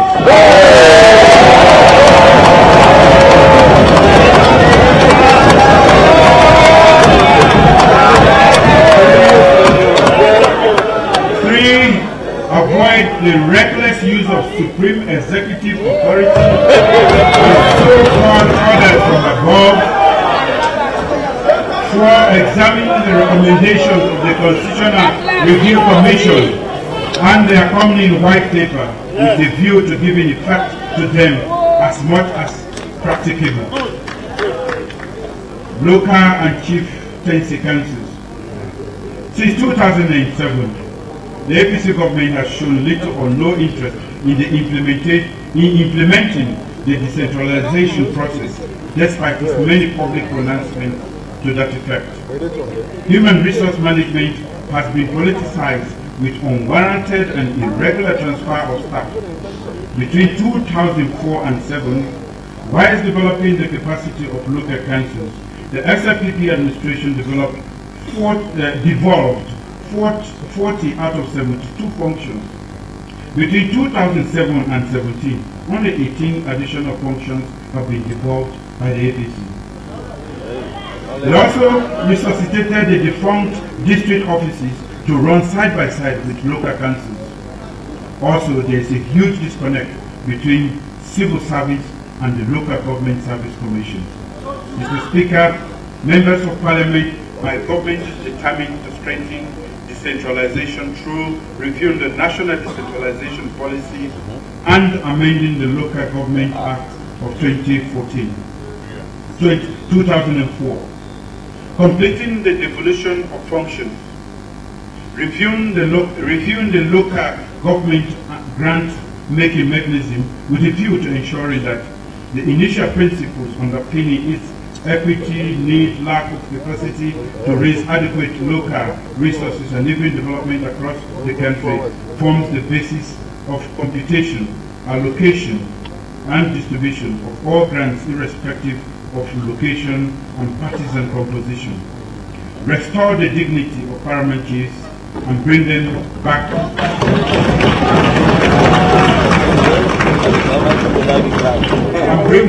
to the center stage of national governance with rights and obligations fully recognized and respected. 5. Harmonize the relationship between local government, local councils, and council of paramount chiefs to ensure mutual respect and trust for effective service delivery process. And 6. Ensure that the salaries and other conditions of service of local council staff are aligned with the conditions of service of Civil Service Commission, and the local council staff have the opportunity of serving at the central level and vice versa. Democratic institutions. Democratic institutions include the National Commission for Human Rights, Political Parties Registration Commission, the National Electoral Commission, Independent Media Commission, the National Commission for Democracy, the Sierra Leone Broadcasting Corporation, have all been weakened owing to government interference and patronage. These institutions have been starved of competent human capital to enable them to function effectively. Even worse, they have been grossly politicized to the extent that they have lost their operational focus and independence. My administration will ensure that all national democratic institutions are put back on track as a matter of urgency by restoring their autonomy, creating the necessary enabling environment to execute their statutory mandate and to serve the people well. Specifically, my government will 1. Review laws and policies guiding the functioning of democratic institutions with a view to restoring their autonomy and independence. 2. Increase the role of non-state actors in the management of democratic institutions. 3. Increase the transparency of the operation of democratic institutions. 4. Develop the capacity of democratic institutions through adequate funding, qualified and competent human resources, as well as efficient and effective systems and procedures. Foreign affairs and diplomacy. The Foreign Ministry has been unable to make major imprints on the foreign and international scene to earn the country the much needed foreign direct investment and recognition in the sub-region and the African continent and the world at large. The lack of a clear foreign policy orientation, the low capacity of our foreign diplomats, undue interference in the recruiting and performance of diplomats, among others, constitute the critical challenges in our efforts to optimize the gains from our diplomatic and foreign relations. The recent hiring of staff to serve in technical positions was a mere charade. Mr. Speaker, honorable members of Parliament, in the new direction, government will place the highest premium on development and economic diplomacy as a core national interest. To this end, the location of existing and the establishment of new embassies and nations will be rationalized in order to achieve the greatest benefit consistent with national interests of our country. My government will specifically carry out the following. One, elaborate a new robust foreign policy for Sierra Leone with a clear reorientation that will de-emphasize dependence on foreign aid in favor of promoting favorable development and trade relationships consistent with evolving global trends and anticipated outcomes for national economic development. Two, restructure the foreign ministry to fully reflect the new national policy objective. Three, establish a school of diplomacy to train career diplomats for foreign embassies and nations for rehabilitation, upgrading, and revitalization. Fourth estate, civil society organizations. Media and civil society have become the bedrock of modern governance. In Sierra Leone, the media and CSO are at the forefront in holding the state actors accountable. In early 2000, government set up the Independent Media Commission, IMC, and charged it with the task of regulating and monitoring media institutions to ensure that they operate in a way that promotes public good.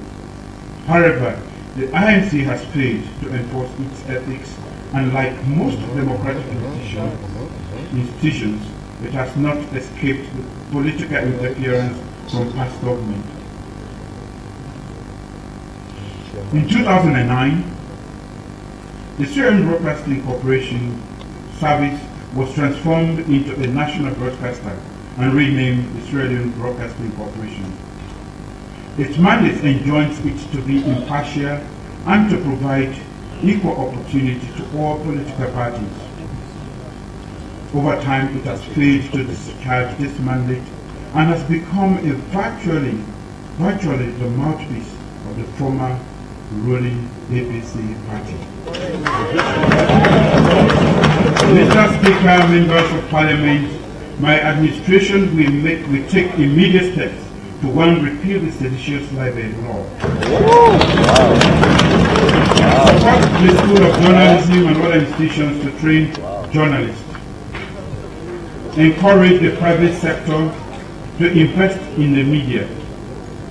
Provide budgetary subvention to SLAG.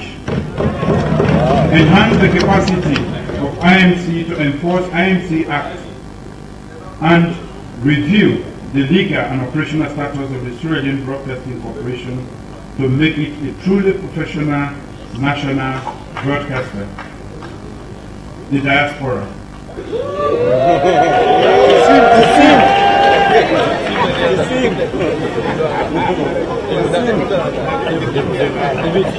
The diaspora is a resource that Sierra Leone can tap into for its development needs. The diaspora resides some of the most educated, entrepreneurial, and wealthy citizens of our country. Yes. Most diasporas are strongly attached to Sierra Leone and will be willing to contribute meaningfully to the country's development process. Mr. Speaker, my government will, one, review the mandate of the Diaspora Office and assess its validity. Examine the laws relating to dual citizenship with a view to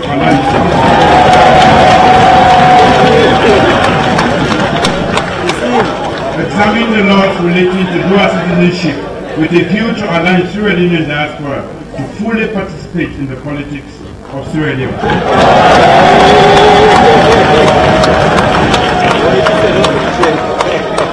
Three, mobilize highly skilled Sierra Leoneans for knowledge and skills transfer to Sierra Leone through volunteer services or short-term based consultancy services or partnership between local and diaspora professional groups, organizations. Mobilize and leverage Sierra Leone diaspora business communities for investment and trade in Sierra Leone. Develop the interactive mechanism and special incentive for Sierra Leone diaspora business communities. Encourage Sierra Leone diaspora to form professional fora abroad. Ladies and gentlemen, thank you all and God bless Sierra Leone.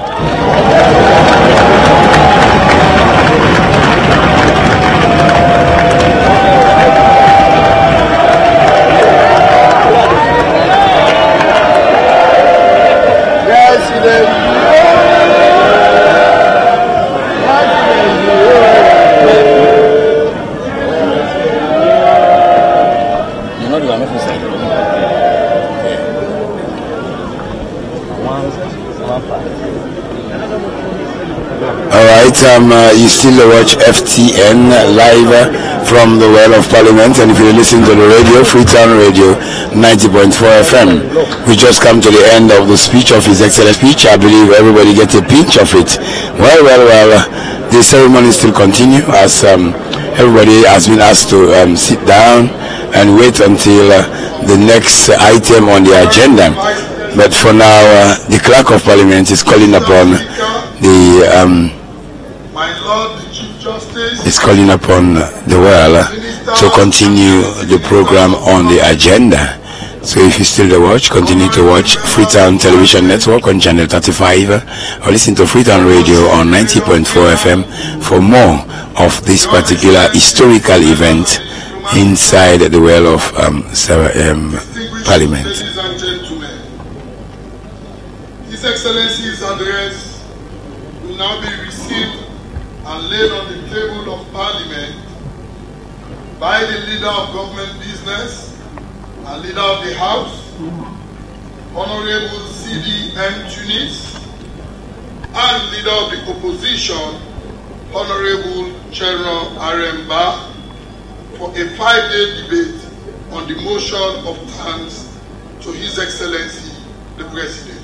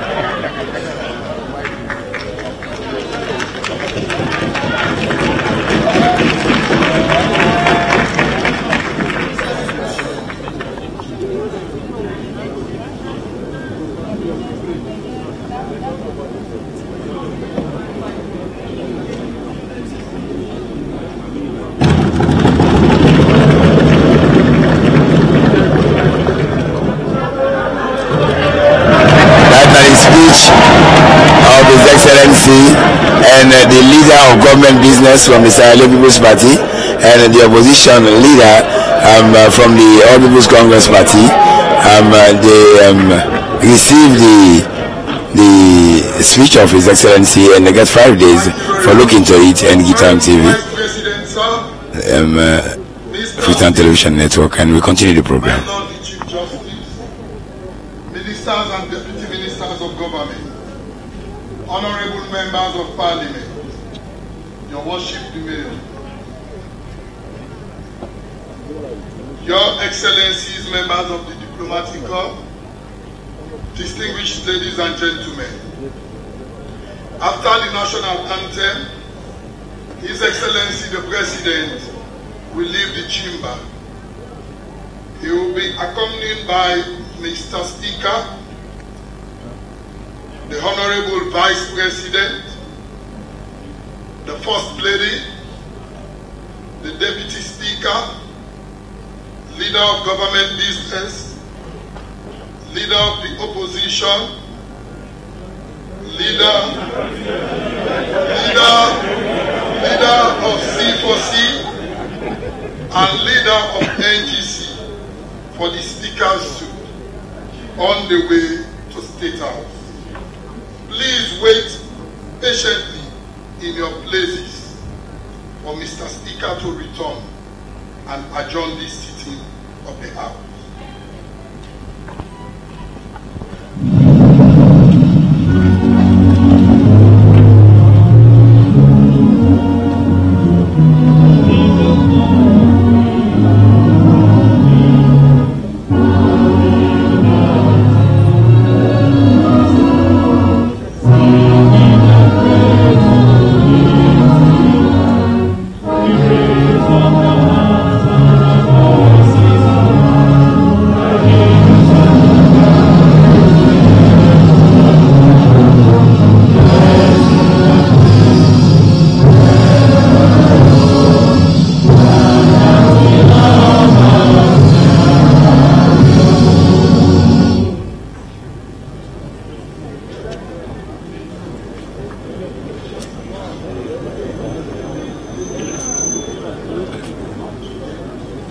Yes, we're still in the well of Parliament, and presently His Excellency the President and His Excellency the Vice President, the First Lady, and the Speaker of Parliament, and they make their way out now from the well of Parliament. And still the program, they continue in the well of Parliament. I believe say just after His Excellency the Speaker and the Vice President, the First Lady, and head of C4C, they all accompany His Excellency the President and the entourage to continue the program, maybe outside the well. But still, the members of Parliament are seated, and they are all ready to say something concerning the speech of His Excellency the President, retired Brigadier Julius Maada Bio. We still get members of former government in the building, and presently I see the former Vice President Victor Bokarifo. I'm talking with Captain Valentine Strasser, and it's a very good thing to see smiling faces on the face of the elites, of the elders of this country. And don't forget, we get a very huge entourage. We get a very wide range of politicians inside the world today. As I mean, I tell you earlier on, we get some from the interior, some from the western area. We get even paramount chiefs them.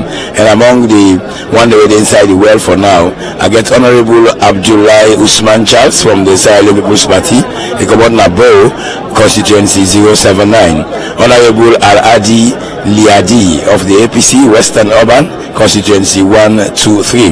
We get Honorable Amara Aja Miata for the All People's Congress Party from Western Rural, constituency 112. We get Honorable Bangura Ariatu Ariana of the All People's Congress Party, Western Urban, constituency 116. We get Honorable Bangura Rosemary of the All People's Congress Party, Chonkolili District, constituency 055. We get Honorable Banya Sati of the Sierra Leone People's Party from Kainlau, constituency 004. We get Honorable Conte Ibrahim Tawa of the Sierra Leone People's Party, Western Urban, constituency 132. We get Honorable Davis Kajijatu of the All People's Congress Party, yes, that now from Western Rural, yes, Western Rural. And then we get Fofana Musa of C4C, Coalition for Change, from Konon, constituency 023. We get Joki Moses Bemba of the Sierra Leone People's Party from Bonth, constituency 091. We get so many of them inside the well.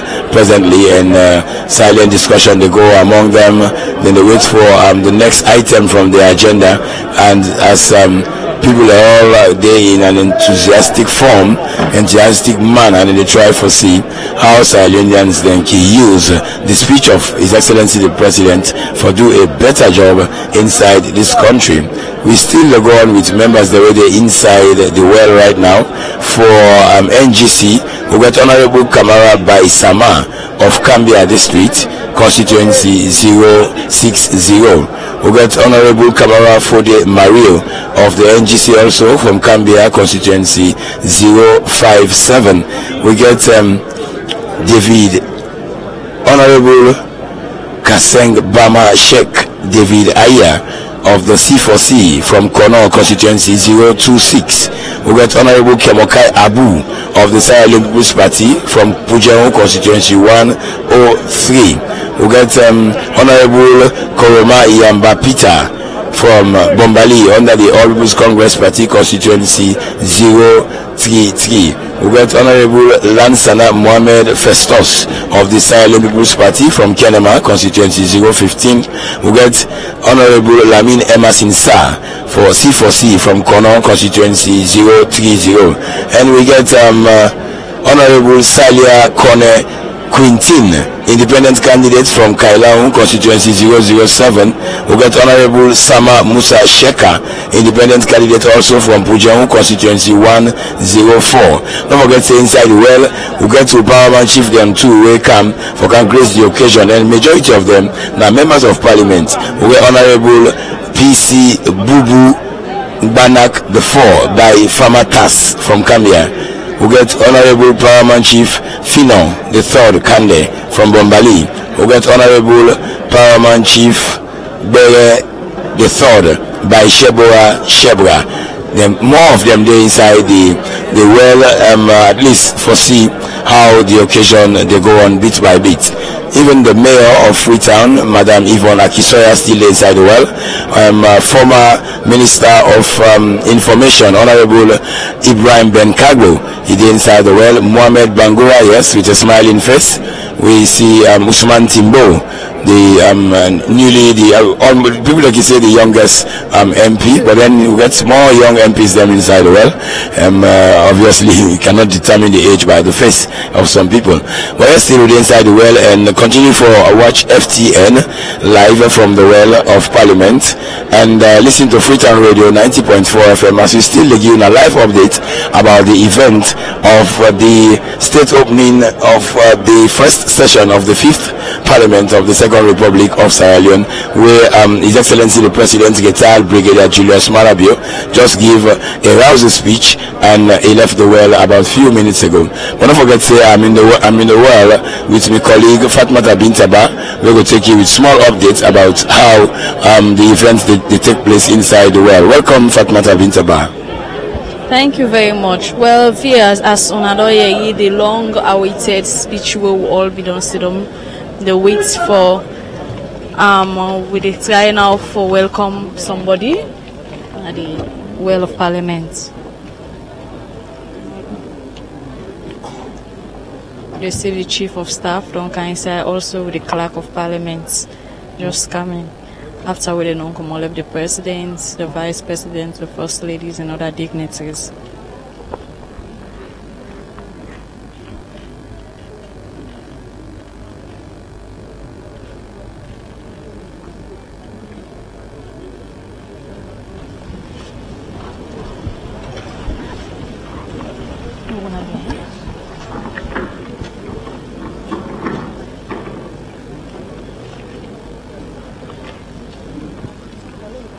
Honorable members, we shall now adjourn this House to Thursday, the 24th of May, 2018, at 10 a.m. prompt to commence the debate on the speech of the President. Accordingly, this House stands adjourned to Thursday, 24th of May at 10 a.m. prompt. GMT prompt. All right. That was the voice of the Speaker of Parliament, Honorable Abbas Bundu, as he had already adjourned the Parliament sitting for Thursday, the 24th May 2018, to debate on the speech of His Excellency the President, retired Brigadier Julius Malabi.